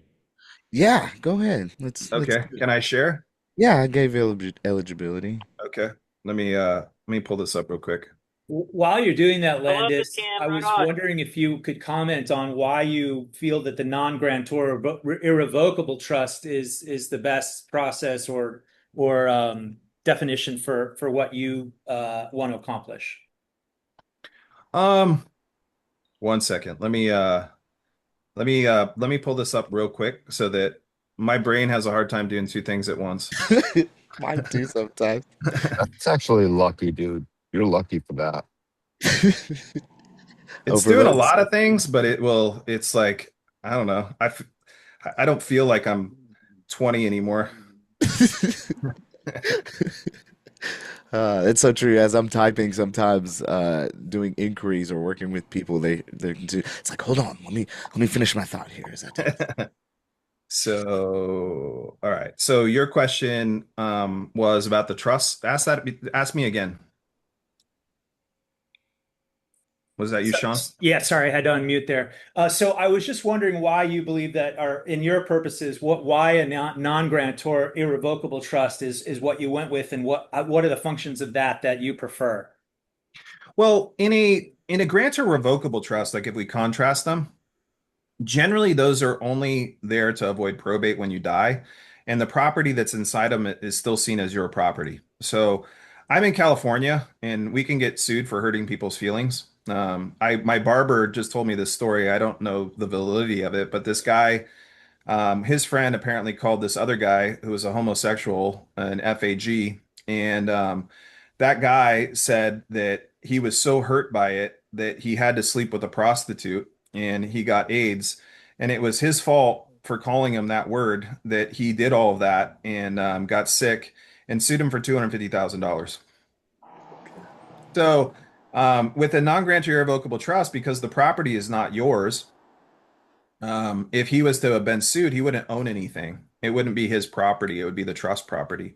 And so I think that separation is really important. If he had a grant or revocable trust, the creditors could still go after the property in it because it would be seen as his property. And so what the way I look at it is, as much as possible, what we want to do is move our property out of our name into the trust so the trust owns it. We want to have trustees that take care of the trust on our behalf. We want to be a beneficiary of the trust if we can. Now, we might have public trusts that we create where we're trustees of those trusts. We can have different beneficiaries. So maybe that's another trust, or maybe that's whoever you want it to be. But I think that that propensity for people to sue these days for things is what I look at to go like, okay, I don't want to own anything because if I own it, then they can go after it. And the non-grantee irrevocable trust separates the creator of the trust when they place their property in. What they're doing is relinquishing any interest in it and making it irrevocable, meaning they can't change it after the fact. And so, in a well-formed one, their role should go away altogether. They shouldn't have any power over it. Some trusts have set up things where they're like, well, the grantor still can change the beneficiaries or do things. That still means they have control. It becomes a grantor trust again.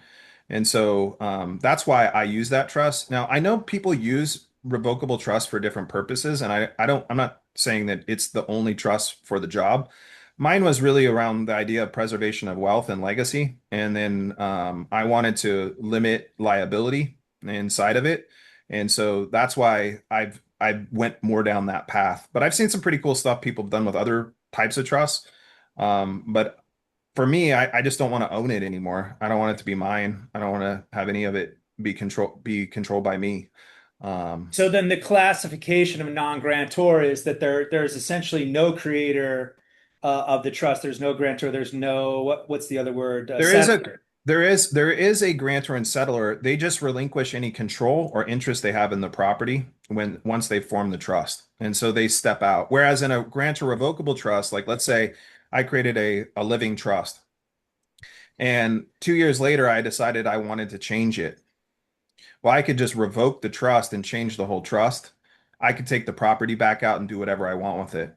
I lose that in a non-grantor irrevocable trust. I can't change the trust afterwards. There are some people that do some tricky stuff where they try to have the protector be able to change the trust. I usually don't recommend that.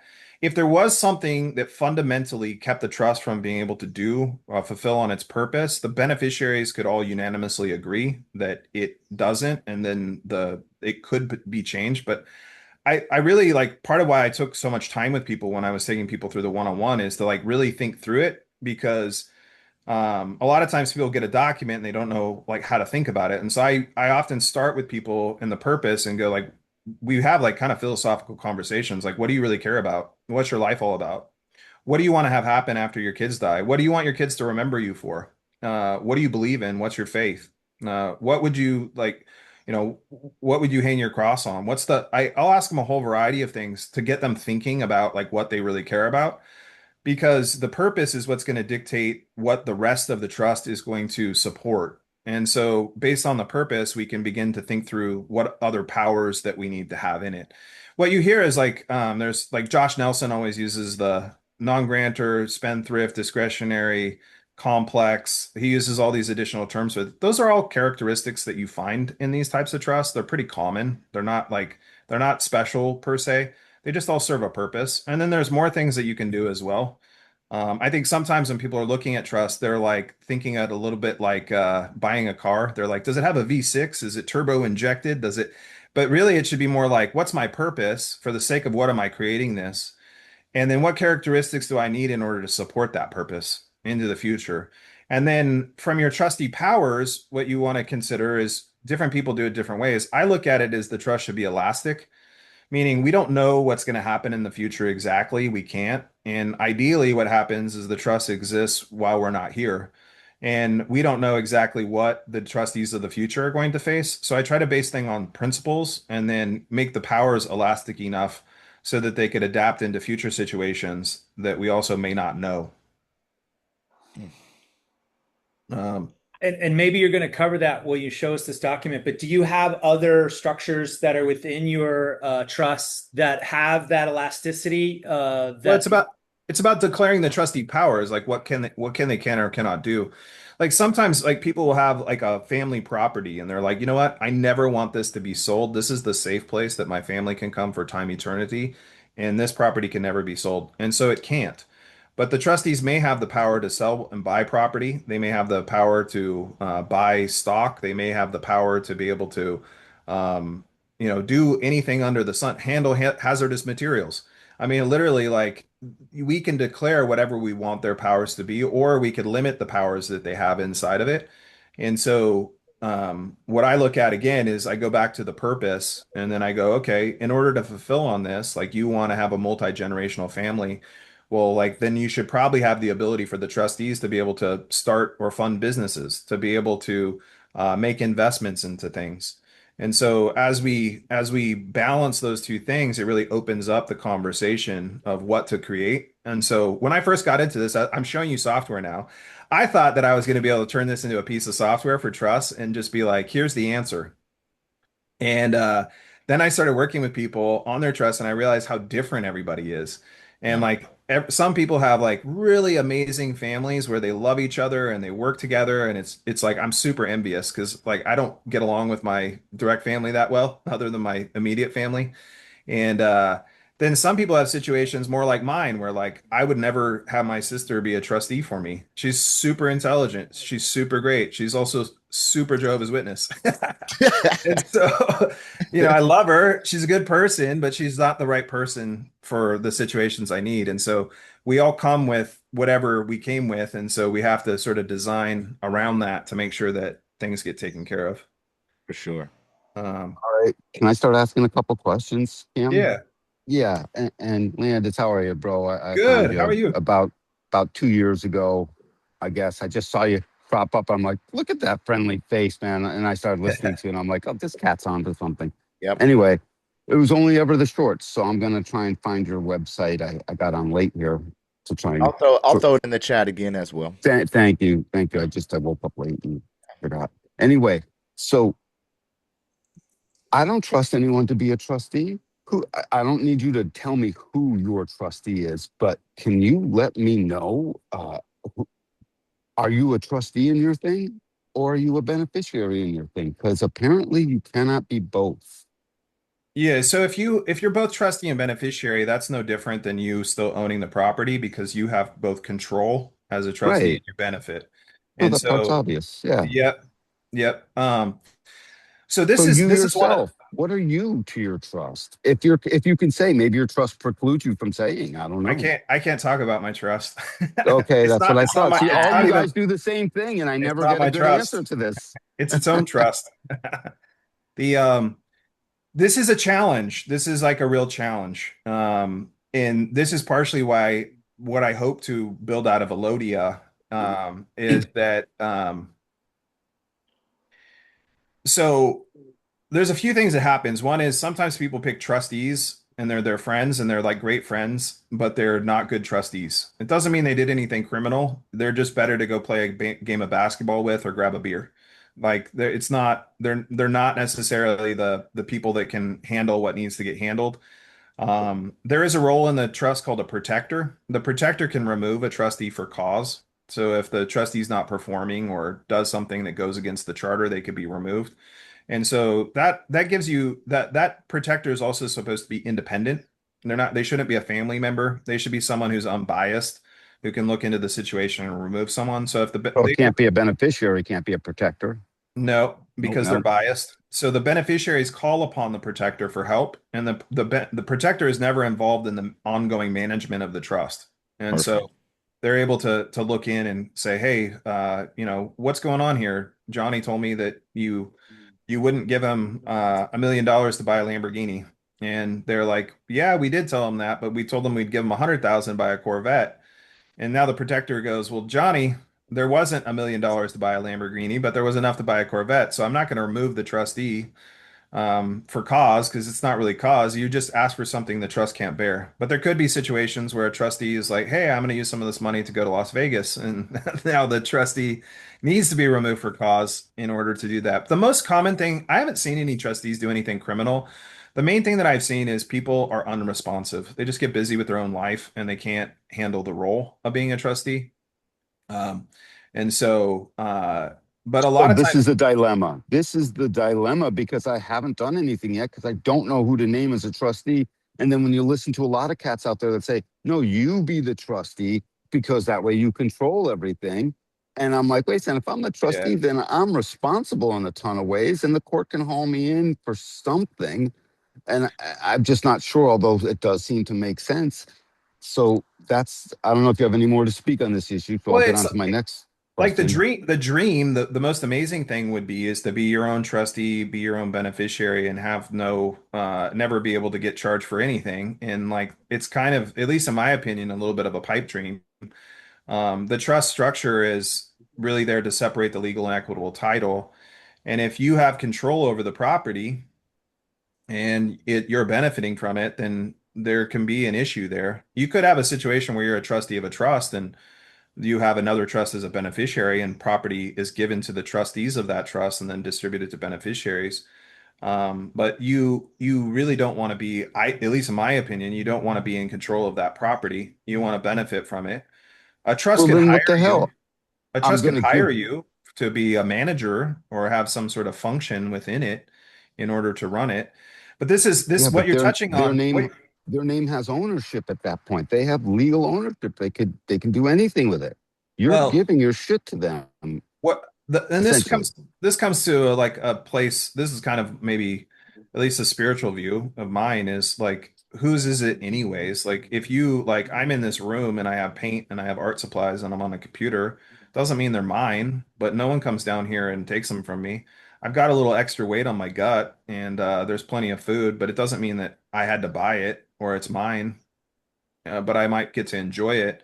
And so the question is like, what does it mean to live a good life, and can you do that? And is there a way to be able to do that? The issue you I'm talk down with that. yeah. I'm When you totally down with that. when you're talking about the trustees, though, this is an issue, is that there is not people operating from their private capacity in abundance in our state right now, in our country. And so, where do you go to find someone who's going that you can trust? And like I gave that, I know you came in a little late, but I was talking about the fact that the average American has zero friends. I So caught you that part. yeah, so you have this dilemma right now as a fundamentally where people don't have anyone that they can trust in their lives, and so we have this structure called a trust where it's built on relationships and trust. And how do we move through that? That's a bit of a challenge. And what I Ne- hope is like as people go through my program, we're going to do trustee training in the program, but as cohorts go through, people will build relationships. I have the PMA, and what I'm hoping is there's kind of a shared body of knowledge that people will naturally hear people comment and start building relationships. And ideally, what happens is people can build their own little study groups, their own little PMAs and churches, and start like building relationships. Because when we have a shared background, like if I could ask you, Danny, show me your church. I want to really learn about what you believe. And you gave it to me and I looked at it. That'd be a really great thing to be able to see. And then if you wanted me to be a trustee and I could say, hey, let me look at your trust and see what it's about. We went further than most people can go in years, just like really quick. And then, you know, if I've watched you over 4 or 5 months, see how you act and know what's going on, I have kind of a good basis of character or enough to trust you Yep. with something. And I Yep. always tell people too, sometimes people think that they have to make a move where they put all of their property into their trust all at once. It's like, you don't have to do that per se. You could start small, like see how it works, you know, start like learning the ropes. You don't have to like do it all at once. If I would do it before you have legal trouble, but if you if you can take your time. The thing is we didn't get into this mess overnight. and we're not going to get out of it overnight. And so I think we have to be patient with ourselves. We have to like take time to learn, and then Next, over time things will change. But let me show you this real quick.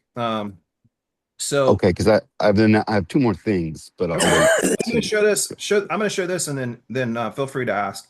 Yep. Um, when you sign up for Elodia, so the Elodia website, if you go here, this is what it looks like. You can learn about what we're doing.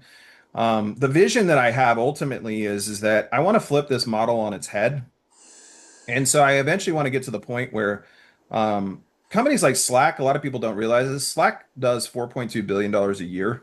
Um, LLMs are learning LMSs, learning management systems, and just kind of technology overall. It's like a $10 billion industry a year. And I'm like, what if we could shave off 1%, 1% of that and build a $100 million company? What I'd like to do is flip this thing on its head where we're operating off of 10 million and taking 90% of that and giving it back out to the community. So as people are going through and building their churches and building their farms, I have this vision that we create what I call the Wayseer Study Circle, and the Wayseer Study Circle would direct the use of the funds to people.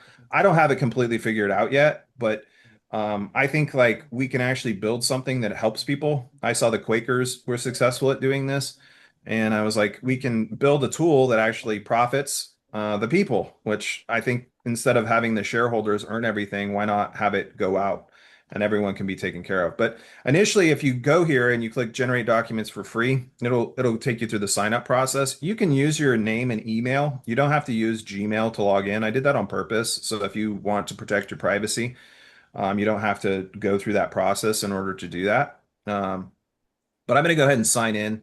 I already have a church created. What I'm going to show you is there's two paths. In the free path, if you click new organization, there's this quick create path that will walk you through creating a new church.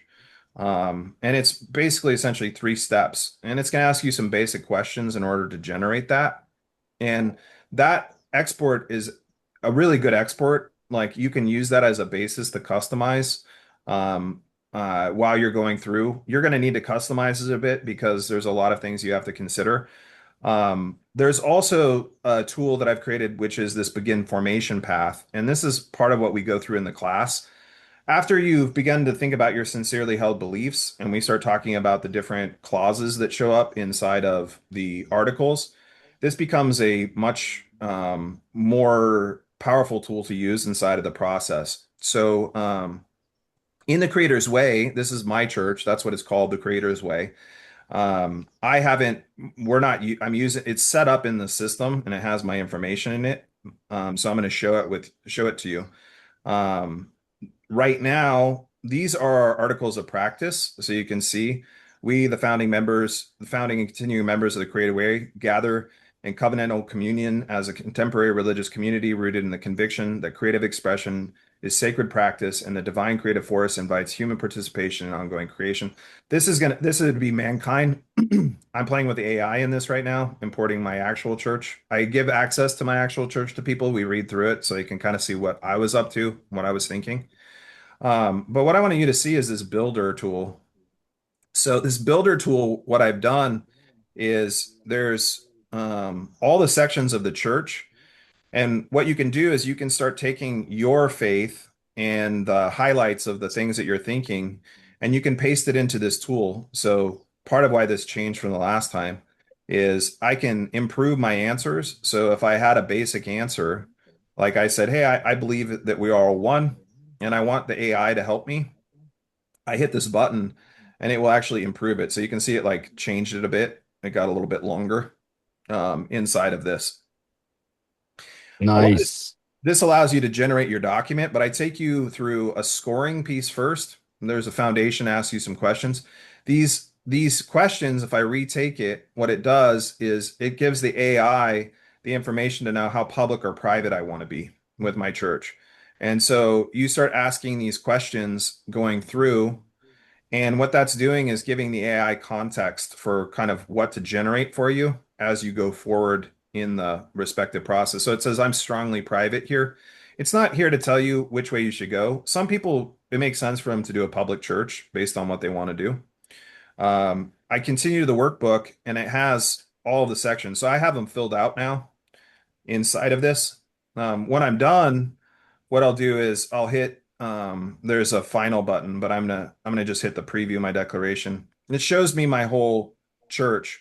And so now I have the respective church inside my system. What I can do from there is let me go back here, save and exit. We have a launch process for the church. And so in the launch, what will happen is I have some of the stuff done. So we have to this is a church. A PMA is a little bit different. The church, you can have people join for free, and I have it so you can create different tiers of members. So you might have people that start at one tier, like an initiate, and then the next tier might be someone who ends up becoming like a member of your clergy. But what we'll do is I'm going to hit accept to join for free. You can also put a donation here. I don't control your money. You can use Stripe or Square. I'm open to integrating other methods as well. So we don't touch your money. Your money is handled by you. You can follow whatever process you want to deal with your taxes. I can save those settings, save and continue. I approve my founding documents. So I'm going to just hit this for you so you can see that it looks good. I have my founding documents. It generates a membership covenant for you that you can also edit. You can download these as Word or PDF too if you want to be able to make those work. I hit save and continue. I can choose my leadership. So I can have council of elders, I could have stewards, or I can create my own based on your faith inside of here. I'm going to use stewards. So what I'll do is I'm going to select the role that I sit as, and then I'm going to use myself. Actually, I'll use my beloved.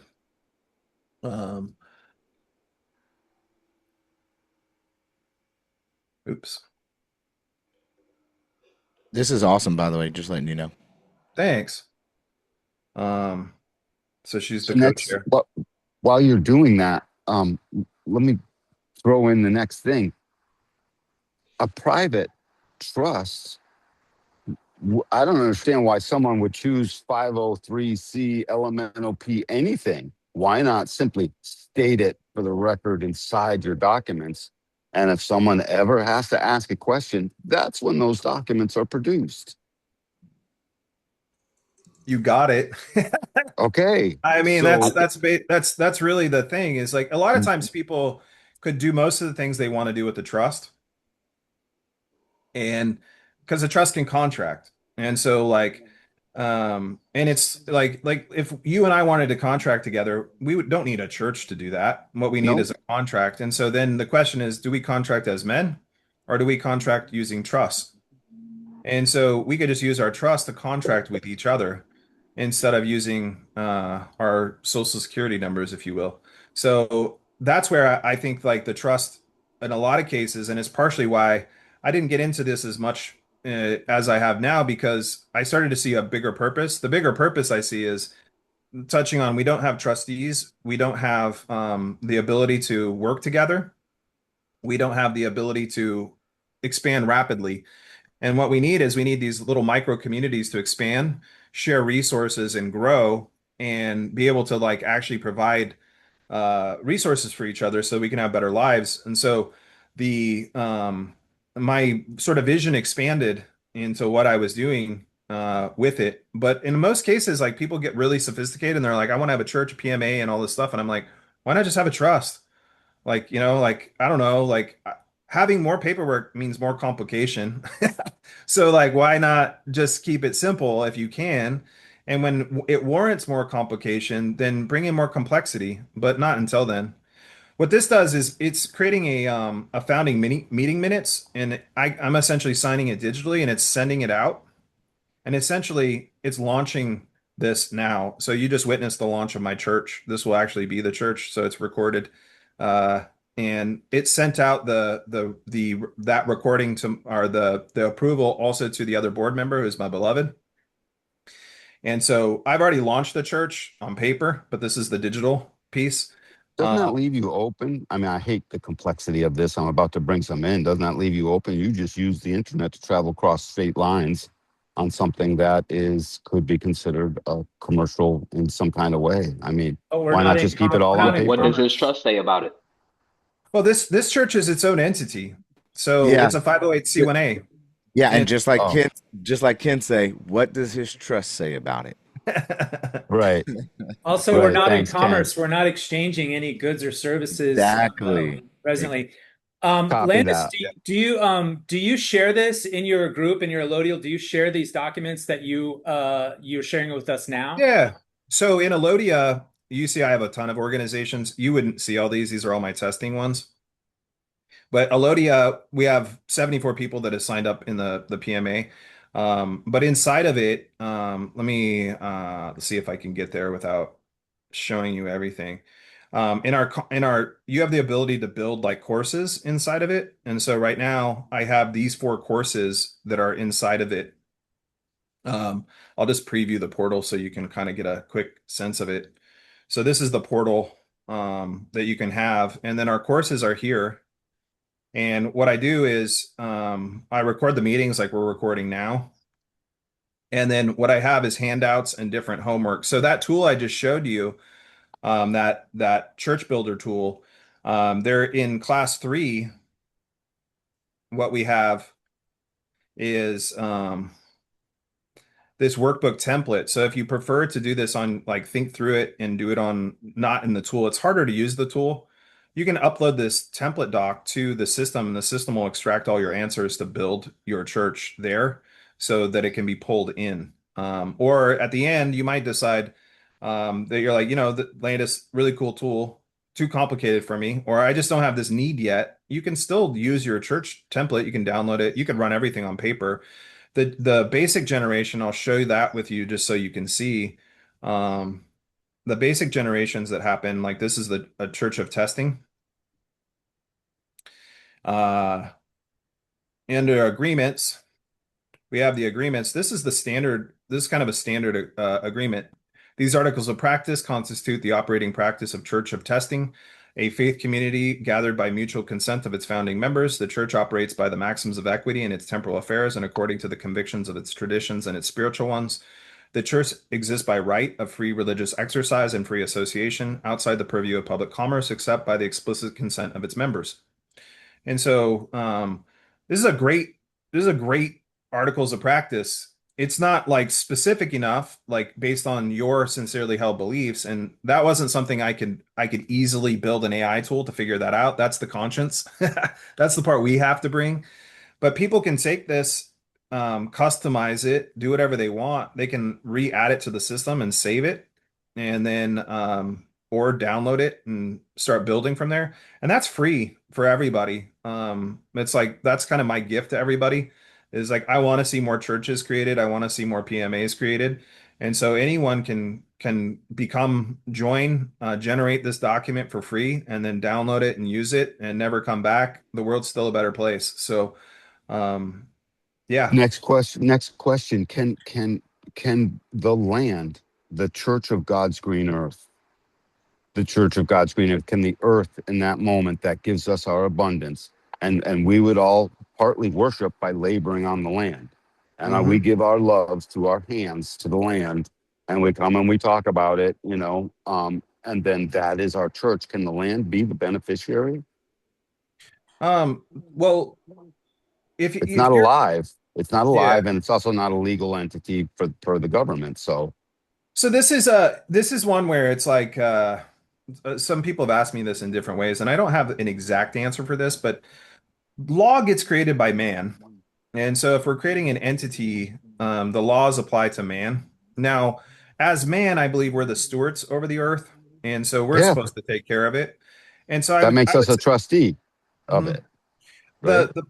If we're creating a church and we wanted to have a church as a trust structure, I think the beneficiaries would technically be, it could be, you could declare, it's a belief system, so you can declare whatever you want. I mean, it's really up to you to decide, but I would see it that the members would really be the beneficiaries, and the expression of the faith would be benefiting the earth, Okay, ultimately. And that Maybe so the helps. earth would even be the res. Maybe it is the that would be res. an Yeah. asset. It is the res. The earth Yeah. is the res. Thanks. And then Yeah. can God be the grantor?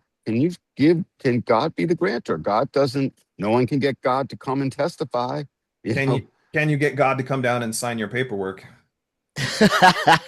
Oh, would that be the dividing point? Would that be the sticking point? I mean, that's kind of how I see it is I'm like at that point, like God doesn't care about any of this. Like God gave us dominion and honestly, we shouldn't be using any of this. Like we should just be like, hey, we're doing the right thing and we don't need all this bullshit. I mean, this Right. bullshit My just wastes point. our time. Yes. So Yep. like Yes. um so I mean that's my take. Like some people have told me, well, I want God to be the grantor, and I'm like, look, it's a free world. I'm a creative guy. You have freedom of expression. You can try it. I just think like at the end of the day, like if I don't have a signature on it, and I'm operating it at the end of the day, they're gonna say, well, you created it, not God, if it really got challenged. Mm. God spoke through me. Prove it Mhm. didn't, I guess, would Yeah. be that's a sticky one. I would love to see that one play out. And then Um, if you go down the angle that God is inside of all of us, then you are God. Yep, exactly. Yeah. That's how I believe, for sure. but back to the practicality, probably don't list God as the creator of the trust because that's an earthly concern we were already given dominion over. So, so we have to create, can the beneficiary be the people that also granted? So the creator or the grantor can either be a trustee or a beneficiary, but not both. Okay, so it can be. So I get land, I grant, I now benefit someone else's trustee, another living man or woman or an entity, I guess, a government, can be or is now the trustee, and that's it. That's it. Yep. We got to follow that. That's like it's like an Ohm's law thing. If you got R and you got I, now you got V, right? So, hey, Otherwise it's not a trust relationship. Really, I don't think living trusts are actually trusts. I mean, that's my opinion. Because if you're the grantor, the trustee, and the beneficiary, then like that's why they can come after you and say you still own it. So is it like a real trust? And some people disagree with me on that, but like if unless there's that split of legal and equitable title, then there's not actually like a trust relationship in place. And so you do have to have the trustees and the beneficiaries separate in order to do that. There are some scenarios where that is slightly different, like there's slightly different variations, but I think the safest is to have like I just try to not to go gray on it and just be at a hard line because once you like go gray on it, then people start getting creative and they're like, well, what if? And then I'm like, now you're gonna like just break the trust before you even got started. So like do your best to stay within those parameters. Landis, can meaning I ask? there's three parties, and Yeah. two of them can be you, and one of them has to be someone else. Bottom Mhm. line, or Yep. else you got potential problems. All right, Uh, Yep. KJ, this is the problem. KJ had a quick statement, and then Hugo as well. I see you've had your hand up for a while, my brother. Landis, I just wanted to ask and I came in late, so forgive me if you already touched on this. I wanted You're to here. You ask, did the hard part. yes, sir. And I appreciate all of this information and even more so the platform that you have put together. That's so well put together, man. I know a Thank lot you. of time and thought had to go into that. So that looks amazing and Yeah, just how well that I saw that. you're saying it Go before ahead. me. What you've created through Elodia is by far something greater than anything that I've seen in this space. In this regard, and something that's been needed for quite a long time. So kudos to you, brother, for real. Like Thanks. amazing work. I have an affiliate program too. If any of all of you are different people, I should have probably given it to you beforehand. But you can sign up through Elodia when you create your account. And what I'm doing is I'm giving 25% of whatever someone signs up for back to you. And then a 10%, it goes down to 10% after 3 years because I want to shift the model to what I showed you. I want to get it to where we can flip it and give away 90%. And if I have everyone earning 25, it won't allow me to shift the model, Yeah. including myself on the model. So yeah, thank you for that. What I saw when I first got into this was this one of my friends, or I don't even know if he's a friend anymore, but I had sent him a lot of business over the years, and I was like, hey, could you build me a PMA tool? And this is prior to vibe coding. And he's like, I would love to. I'll do it for you for 50 grand. And at the time, I was fired from my the company I work for. And I was just like, bro, I've sent you a lot of way more than 50 grand worth of work. Like, do, help me out. And he wouldn't. And then I tried to piece things together, and it just never worked right. I was trying to use WordPress and a variety of other tools to piece things together, and it just never was what I wanted. And I think the time that I got to spend in the trust process was really helpful because it really allowed me to embody that. And I think like, God, the energy, the force, all of us, like it draws us to things. And I think sometimes if we don't ask why and we just move towards it, things start to reveal themselves. So when I got into this tool, it was really like I was like, what would be the dream tool to be able to create in order to be able to handle these things? What are all the things that we need?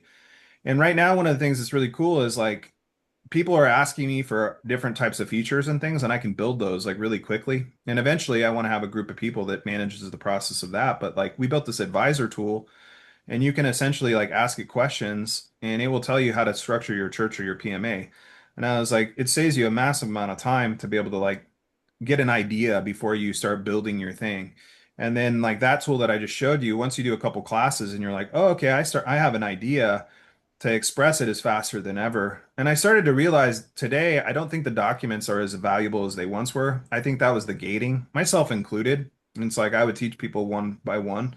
But I think like what still is really valuable is I'm finding people even when they receive documents, when I people gave me a trust document and were like, okay, go. And I was like, go do what? Like, what does this mean? What is Right. this? Yeah. This is scary. People still need help to learn. And so I think that that isn't going to go away. And then it's my hope that people who go through the platform and the training will take their knowledge and what I've shared with them, set up their own churches or PMAs and teach the same stuff. Like, why not? Like, it's not, I don't own any of it. It's not mine. At best, In the I'm just on beginning, this planet. in, So, in the beginning, do we might choose to just do the PMA and create a trust later, right? Because the PMA might be the simplest thing to just, I want to get off grid big time. I sold my house. I got a chunk of change. I can actually now contribute, but I can't do it all alone. I need other guys, other peeps to join in. So we can get into the same place and create a brand new heaven on earth as it relates to allodial title. By the way, I love the name. So I will go for the allodial title under Ron Gibson's crew. God rest his soul. yeah, He's passed now, and I it was will be great. doing that. Period. In New England, and they're not going to like it, but that's just going to be PMA at the time. I'm wondering if that would work. People come in, they realize, hey, we're going to get to work here. We all become the beneficial, members inside the PMA, and with a confidentiality agreement. It's like, hey, this is not for you cannot speak this to a government agent. This is private specifically. And so if they tell on us, then we bring up the document. They did not have the right to tell on us. That's now fruit of a poisonous tree. And just go from the PMA thing. And then maybe I don't even need to do a trust to give title away to other peeps. I don't know if that grants protection. And the PMA is private. I'm not registering. I'm not registering it, whatever that freaking phonetics is, to give it to the government or give them access or give them some presumed right over it. I will Or be you, or, private or you create a in the PMA and a trust, and that you say like you make, maybe you're a beneficiary of the trust. There's like there's a variety of ways you could you could set that up. It may be too so like with you and your friends go, hey, let's build a church. Church is tax exempt out of the gate. I mean, I don't think people realize how powerful that is. Like I this guy I talked to the other day, he's like, I made my first million, and then they charged me 400,000 in tax. And I was like, brother, you have enough money to buy the land, and next year you have enough money to build the church. I was like, why not just give it away to the church and have it be your own faith? And like, you start bringing people together, and you don't have to start that big either, like 10 people just contributing $1,000 a month, or 100 people contributing $1,000 a month. Like suddenly, like you've got like a lot of money coming in. And then, you guys go, at first, what we're going to do is we're going to find a place, we're going to locate land. We're going to find an existing structure that we can live in or figure out basic structure. We're going to move to the land. We're going to start building. Now we have enough, like in a few months to get a down payment down to get the land.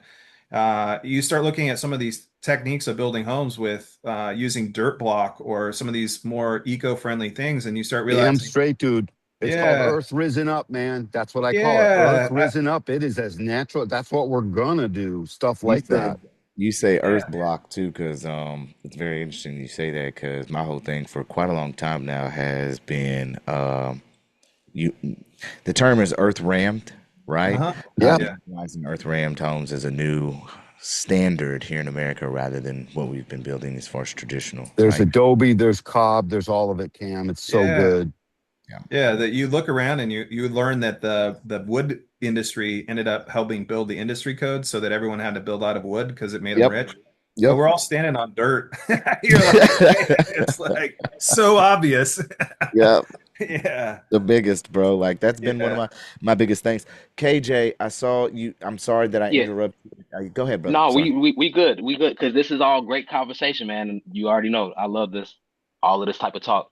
Yeah. Um, Landis, I want to ask, what's your thoughts on using a separate trustee at, for whatever instances, whether it's, the faith-based side or the trust side, your family trust in whatever capacity. What's your thoughts on using a completely separate trustee, like a trust officer that works for a trust company?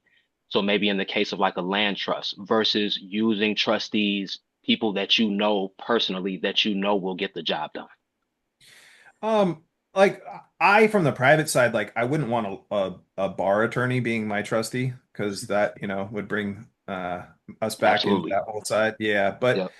I think the main thing is like, in business in my life, I've never been sued. I've been divorced. That's where I've been to court, but I have not been sued. And I had one business where we were doing about 2 million in revenue, and I lost three contracts in 1 month, and we just like folded within 2 months. Man. And I called all of our clients, and basically they had paid us, and I wasn't going to be able to fulfill because I couldn't make payroll. Like my people were literally like leaving and finding new jobs, and I called all the owners of all the companies or the whoever it was that I was working directly with, and I told them the situation. And I was like, "Look, you've paid us thousands of dollars, and I'm not going to be able to fulfill. I'm going to do whatever I can and introduce the other people who could like complete these contracts, but you're going to For have to pay sure. them." And I was like, "Dude, I thought I was going to get sued the life out of me." Like to be honest with you, I was like, Hmm. and I felt like shit the whole time. Like I was so stressed by the whole thing. And what I was surprised by is everyone said, you know what? It happens. Businesses fail. You're the first person who's ever called me and just been honest about what's going on. Mm. And I was like, wow, no one sued us. No one came after us. Everyone was cool about it. And I tried to handle it the best I could. And I think that's like when you act in persona, most things get handled. For sure. Um, For sure. I think that if you have regular conversation with people who are going to be your trustees, like as a beneficiary, you can talk to your trustees. It doesn't like Hmm. having control over legal title and receiving benefit doesn't mean you can't communicate. And so Hmm. what I'd look at is like, what's this communication structure that you're going to use and the consistency that you're going to have? Because where someone becomes a bad actor in things is when someone's left to their own devices and no one's checking in to see what's going on, you know? And Absolutely. so I say, like, with people when they're creating their trusts, is beneficiaries and trustees should stay related. They should go have dinner together. They should have a meal, and everyone should know what's going on in everyone's life because what you don't want to do is be caught off guard. And so I don't have like a hard fixed rule, but what I would say is when we're not related to the people in some way, or we don't know what's going on, or we don't have some structure in place that keeps accountability, that's where we're going to have an issue. And so there's people I introduce people to that act as trustees for people. And, I think they're good at what they do. But I also, they charge. And so sometimes they're like, hey, I'm trying to not have those types of fees. Trustees can be like anywhere, you go on the corporate side, like you go to a bank and they act as your trustee. They want you to deposit like $2 million, Yes, sir. and they want to take a percentage of what you take. Yep. A Yep. lot of times trustees charge kind of like what lawyers charge, $200 to $500 per hour to do things. That can add up. But if you plan it right too with your trustees, you don't have to, they're not necessarily doing stuff all the time. A lot of times people think like the trustee is there like a full-time person, but oftentimes, like when you really begin to look at like what activities actually being done or needs to be done on a fairly regular basis, it's a lot less than people think. All of that makes a lot of sense, and I really appreciate that answer Yeah. from someone with experience, because a lot of this I think is it's the fear of not knowing and just trying to plan out for every small possibility that becomes impossible. So it's good Yeah. to be able to get this information from someone that's even what you said about the litigation side and being worried about it. But I think that's a testament as well to how your structures are built and maybe who you are as a man, that your first motive was to pick up the phone and get ahead of that. That's Yeah. I think how trustees are supposed to operate. So yeah, that makes a lot of sense. But I appreciate all of that information. That's actually why I liked equity, to be honest, was when I read equity, the maxims, I Yes, was sir. like, oh, Yes, sir. this is like how people should just live anyways. Simple as It's that. like, Simple. And yeah, again, I feel yeah, like the world is kind of made in a way that you got movies, music, and everything in the way. And like you guys said a couple times earlier in this call about work, working for someone else is structured to not give you the time that it takes to yeah. coherently look at this stuff and put it together. And then it's like you come to a realization, like you said multiple times, there's so many different things you can do with this. So then it's like it's so much information. You're like, well, I can't be able to do this. I can't be able to make this thing tax exempt and actually help people. But again, it's all out there. Just kind of finding the right information and putting it together properly. Yeah, finding your own path. I've started many different businesses, and my dad was a carpenter. He didn't have a business background. My grandfather, one day, he and I were in it. We were together, and he said, "Landis, what do you want to do in life?" And I said, "I want to start a company and have employees work for me." And he started yelling at me. He's like, "You can't do that. You have to get a good job, get benefits so that you can retire." And I was like, "I'm not doing that, Grandpa." And later in his life, when he was passing, he said, I remember that you told me that, and you basically did that, and I'm proud of you. In the process of it, though, I was ignorant. My parents didn't have I didn't have a trust fund. I didn't have like anything. I just had like motivation. And so what I learned is if I could first go out and try to sell something and get someone to buy something, whether I had it or not, I could figure out if people would buy it. And I think a lot of times when people are thinking about like, how do I end my job or how do I start something? I usually suggest to people, like, even when I told you guys with my classes, is initially, or not my classes, but when I started this, I just let anyone who was willing to book a time with me do it. And some of the people I talked to, like everyone had good hearts, but some people were pretty out there in terms of what they wanted to do. And like, what started happening is I learned what people wanted. And that allowed me to create the language to be able to make better content. And they gave me that. That was a gift of it. It was in exchange. And I was able to use that information to make a better offer. And so a lot of times with people, I say is like, go out and actually take your idea and share it with people. People are going to tell you no. It's totally okay. It's normal. It doesn't mean anything. It just means that the offer that you're making isn't aligning yet. And that feedback that you're getting is giving it to you so that you can improve it. And if you just keep making little adjustments, you'll start making money. And so, like, then once you make money, what usually happens is now you have an issue that you want to solve. And so at that point that you're making money, then you can start going like, well, okay, now it's time to get the trust ready, or now it's time to do this next move. And in that way, you don't have to necessarily feel like you have to do it all at once. I look at it as like you prioritize the situation presents itself and new opportunities emerge. But even like you said when you came, you're like, hey, I think it was you. You're like, hey, I was running a little late. You did the hardest part. The hardest part is always just showing up. Hmm. It's like the number one thing. If you can show up regardless of how you feel, just show up, you'll get started. And once you get started, action will take place and something new will emerge. And if you do that like over and over again, this is how things compound over time and you build something. It's like there's no magic in any of this stuff, like whatever it is. You just will get better if you make efforts. And so, like, if you want to make money, pick something, try it out. If it doesn't work, that's okay. Pick something else, try it out. And like, then once you start dialing it in where the money starts happening and you start going, wow, like that person told me yes, or this person this is starting to work. What you'll find is oftentimes the first idea you had wasn't the right idea or the right approach, but it's all those little no's and those little things that refine it and turn it into the yes. And then you can move it forward. And then I think with your structures, you just layer them in as you need them. And then you don't have to have like, because I'll see these guys with these maps and they're like, okay, I've got offshore trust that connects Yep. to Yep. the All the Wyoming buzzwords. LLC. I've got the holding Word. company that goes out to the C corp that goes up to, and I'm like, This is who Avery. manages that? Yeah, who has the time? That's Avery. How much does that cost?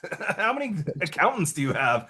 Like that's not the average person isn't going to be able to do that. So I just say be kind to yourself, learn, and then just like continual improvement, adding to the process. That's where like the compounding happens, and then at some point that compounding like bursts, and it's like something bursts, and like it takes you to a whole nother level, and then you do that for a while, and then it bursts, and it's always kind of that way. At least for me, some people are like highly gifted, and I'm envious. They just like do things right immediately, and they're rich. That's not me, unfortunately. Well, it's funny that you say that because that story you told about your grandfather at an early age, you got to know. At an early age, it sounds like you were sure of something because you're doing it now, and even that close family no, you knew that no wasn't the end of it. And so whatever had to, happen in your life to keep you on this path, you could have been a, you know, you could have been somebody that doesn't contribute to society. And instead you're doing, God's work on a level. So it's I feel like we need that adversity. Everybody in here, there's people in here that have been through the worst just dealing with the court system and still show up, to these Wisedome meetings. Heck And yeah. it's man, that takes a lot. That shows who we are as people, as men and women on here. Heck And so yeah. again, it's good to see other people outside of this group as well with the same mindset. Yep. Mm-hmm. Yep. Yeah. We're all connected. The spirit is all there amongst all of us, and we're all like it may take on slightly different forms and look slightly different, but we're all like, I think the spirit is leading us all. And like I think this is such an exciting time to be alive. It's like we have like a magnificent opportunity, and I think like Wisedome is like an expression of this beautiful thing that's unfolding. And there's groups of communities that are building things and making things. Part of what I want to do at the Lodia is I have the vision of having a treaty system so different communities can make treaties with other communities. And so you could review each other's bylaws and rules and see like, are we aligned? And then like if Wisedome is really good, let's say with certain aspects of legal, maybe they team up with a community that's really good for regenerative farming and they It's share amazing. knowledge. And so that's like kind of where my head is going in the future. I just don't have enough people yet, enough communities yet. We'll get there step by step. Landis, could you talk a little bit about funding the trust? I remember from some of your videos, you talk about putting things like paintings in your trust and that kind of thing. And what's the purpose of that? And then once the trust has certain assets or a value, if you will, then can you borrow against that valuation or asset acquisition? The thing that I think that you should use to fund your trust initially is silver. It's lawful money. I think that sets a standard right from the start that you're creating something that is not in commerce. You're using lawful money. And so different people have different opinions on how much. Some people say put an ounce. Uh, I look at it as like I usually suggest 21 ounces. I usually suggest that the trust pass 21 years after the death of the last beneficiary. And so that represents those years of time. But lawful money sets, I think, a different standard for How do you the. put money in a trust? You just state it on the paperwork. That's right. Like you as a man or a woman that's alive, if you own property, like if I own this phone and I want to give it to the trust and it's actually mine, I could give it to the trust. The trust accepts it. And so the trustees will record it into their exhibits and into their records that it's theirs, and they'll have a minutes meeting in which they accept it and they sign off on it. And essentially now it's recorded in the trust. It's the trusts aren't super complicated. I mean, in this 600-year-old idea is like, they're probably originally writing them on, I don't know, animal Parchment skin. paper. Yep. Yeah, Yep. basic Yep. stuff. And they had a wall in the house that said this is the trust.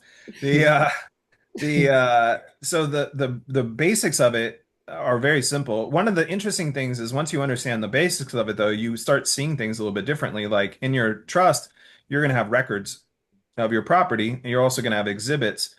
when you do like a trademark is just a registry. And so your trust can be your registry, like because you end up making a claim and accepting it, two witnesses. This is why two trustees is always good too, because it's two people making the claim together. They sign off on it, and now that's registered into your registry. And if someone else says, "Hey, we have a claim on this," well, you can show that on such and such date it was registered into your entity, and you have proof before two witnesses who put it in, and that claim will be prior to anybody else's. And so that's like, and then you kind of look at it and you're like, oh, this like registry staying and registering and all of it. Does It's like, that Dude, does that stop you from then having to go to the government to get official trademark? I never even understood fully what trademark was, like, other than you got to go to the government to ask permission. so it is protection. What I don't know, I haven't argued it or went far enough to see, but really the publication of it and the record of it is like proof that it was yours. The But publication in our private trust documents. mhm. Now Wow. there might be some additional protections they say that you have, but I don't see why it wouldn't hold up. It's like a real record. It is a record, and if I had to go into court because they stole my smiley face, like in the Forrest Gump movie with the smiley face shirt, Mhm. and hey, that was in my trust corpus like 18 years ago, dude. Yeah. And smiley face guy makes goes and does a bunch of stuff that I could bring that up out of the private, and that would could stake a claim in Also that for moment. Also for books, it's like if you wrote a book and you publish it on Amazon, you now have a record that you published it and you were the first to publish it. Or like there's a variety of ways to provide proof of record of something that's like an intellectual property. So trademark and intellectual property essentially just equates to the time in which you had witnesses to prove it was yours. And they probably provide additional services to like look through to see is there someone else who has this? They have their registry to see that Yep. there's not a competing claim. Like if you suddenly had this aha moment and you were like, I had this amazing idea and you never heard of it, you're like, I want to create this little swoosh. This is cool. And you thought you invented it and then you wrote it into your trust. That's not going to hold up because they have the database. And so benefit of having this database that people can pull against, but your Oh, things, we can still go check the database. We can still go yeah, check that. absolutely. Yeah. Yeah. Absolutely. Yeah. All right. All right. The other So it thing, like is with also private. patents, We say it. yeah. We say it, and that gives it life and breath, just like God's green earth. Mm. And record it. And well, Because the record it, meaning record we is the say substance. put Yeah, it in yeah. writing, and, Your and record, according yeah. to the Yeah, trust doctrine. It's how the trust works, yeah. and that's it. That's That's it. now true. Okay, check it. Cool. Closing questions for today's meeting. Uh, Based on everything discussed today, well, if you were building this from scratch, would you start with the church first or the member trust first, and why? Um, Starting from scratch. I don't know how to look at that like exactly. What I would say for someone who's asking like how would you start it? I think everything is derives from purpose. What's your objective? I think your objective or your purpose should dictate the tools that you're going to use to achieve it. There's not like one right tool. Like whatever you want to do is whatever you want to do. If what you felt was like you're like, you know what, I feel a calling from a faith-based standpoint. I want to be able to provide a healing ministry of some kind. I want to build a community and I'm bringing people together. I would probably go use the church to start in order to do that because you could still receive compensation as a minister. You still could be able to provide those types of things through that. And now you're starting to build the tool that will allow the membership to grow in order to do it. If all you want to do is just contract with other people, you're just like, really what I want to do is have an entity that can contract with other entities, then a trust makes that simple. It's like there's no other like layer there. If what you're doing is you want to have private conversations and you don't want them to you don't care if they're religious based or not, but you want to bring a container of privacy to what it is that you're doing, then the PMA is a great tool in order to do that. It doesn't have to be faith based. You can also have your church have a PMA as well. A lot of churches will have like recovery programs where people become like a member of the recovery program but aren't necessarily a member of the church. There's a lot of ways that you could play with those things together. Your church can also have a trust, the trust might be used to facilitate any activities so that the church itself isn't necessarily contracting directly as the church. The PMA also might have a trust to hold property and things like that inside of it as well. And so I don't know that there's like one way to start. I started the way that I did because of what I knew. I started with the trust because I felt the most comfortable with it. I wouldn't have started with the church because of where I was at that time, and that has changed based on the choices I've made. But for you or for what you're doing, I'd say ask yourself, what are my objectives? Like write them down. Like I want to do X, Y, Z. What state your purpose of it, whatever works better for you, and then from there, like look to go, okay, well, which of these tools makes the most sense, or is it something else altogether? There sometimes you might need to act in commerce. You might need an LLC, or you might need some other entity if you're going down some other path. But what I would say is don't get caught up in what it is. Get caught up in what you're trying to achieve. And then based on what you want to achieve, like pick the right tool. If you want to go fast, get a sports car. If you want to drive through the mountains, get a 4x4, you know? Yeah. Like that's kind of how I look at it. Okay.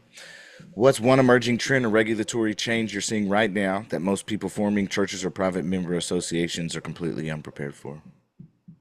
The thing that I see going on right now is that the states are requiring kids to provide ID in order to be able to utilize their digital devices. I think what is happening to us is they're going to require, because it's going to start with kids, it means that everyone eventually is going to have to access the internet using digital ID. I think that at some point, if you're not providing some sort of ID, they're not going to allow you to access the internet. I think we've got about a 2-year window before they clamp down AI. And so, what I would say is if you have ideas for tools or things to build, this is the time to build them and get them into states where you could take them off of the servers and the things that you're using to run them. The When I got into the internet back in the day, if I had this mind back then, I would have realized how many opportunities there truly were, and I would have done a lot of different things because it was wide open. The whole market was wide open. Now, like what I see is that why I say the tools and there's like a massive transfer of wealth that will happen is I think these big software companies have been dominating the market and making it be just like a small group of players. We can actually shave off pieces of that. Like, so we can create things that are really specific, really useful. And so I would look at like, how can I take something, turn it into a tool, and serve a group of people that are willing to pay for that service because they'll never manage it themselves. And I think we could create a whole bunch of like uh, enlightened people that are actually doing good doing that. And then I think they're going to clamp it down. But so for PMAs, churches, trusts, and everything, I think this digital ID thing and the digital piece is really going to have an effect. The other is that with programmable money, the government said that the White House or the government itself can't issue programmable money, but in the back end with these tokens, they're allowing the banks to program the tokens. Right. And so we're looking at, oh, the government isn't going to program money, but meanwhile the corporations are, and that's basically what we've seen is the corporate takeover. And so I would be, what does that mean for us? I don't know if we'll be able to do discharge on tokens or how that will work. True. Okay. Lastly, would you please just reiterate all of your information for everybody so that they can find you on all your socials, Yeah. your website, and everything like that as well? So on Instagram, I'm landis.white. You can find me there. I have TikTok, which is We're No Good, KNOWGOOD. And then on Facebook, which I've never changed, my handle is Beyond Cowboy. And Cool. then my website is elodia.io. My site where my artwork is at is landiswhite.com. You can find that there. But most of the stuff I'm going to be doing is through Elodia, or it goes through my Instagram, and that pushes out to Facebook. I'm not super sophisticated on all the different platforms. But yeah, that's how you can find me. Awesome. I want everybody to unmute right now and thank Landis for coming today. This has been one of the best Wisedome episodes ever. Like literally, bro, you're Thank you. amazing. So Yeah, everybody thanks, Thank you. unmute and Landis. thank Appreciate it. Landis for coming Yeah. today. Thanks, Appreciate you Landis. guys. Thank you so much, brother. Yeah, Thank you, you're welcome. Landis. Yeah. Great Take information. care, everyone. Landis, Thank you, thanks, buddy. Landis. Yeah. Thank you, everyone, as Yeah. always. You're so welcome. And Cameron, thank you so much for Thanks for being inviting me here, and bro. reaching out. I Yeah. I really appreciate that. Yeah, And bro. yeah, that you felt moved and you asked me, and I feel very privileged. And I think the work you're doing is important. And if I can help you in any way, just reach out to me on my direct line, and I'm more than willing. For sure, brother. We'll work together. I think your whole mission needs to be pushed out there, big time. You're doing God's work, and we really truly appreciate you, brother. Yeah, Thanks, guys. Landis, we're connected now, bro. We are connected. And when you need help figuring out how to stand because of a driver's license and all that other Or BS, dude, anything, yeah, any we regard. Yeah, dude, we we are Uh, will, battle tested here, man. We are battle hardened. We the I'm telling guys for you. real. for real. Well, that may be just what happened. Is you're gonna be the legal arm. All Well, right, we're that's All a quite right, guys. close. capable. Hey, that's a close to today's Operation Wisedome. I want y'all to remember I am you. We are us, all a part of this great I am. Continue to do great work. Continue to empower each other as we are constantly doing here. And we'll all see you on the next episode. Love you. Bye. On Peace. YouTube.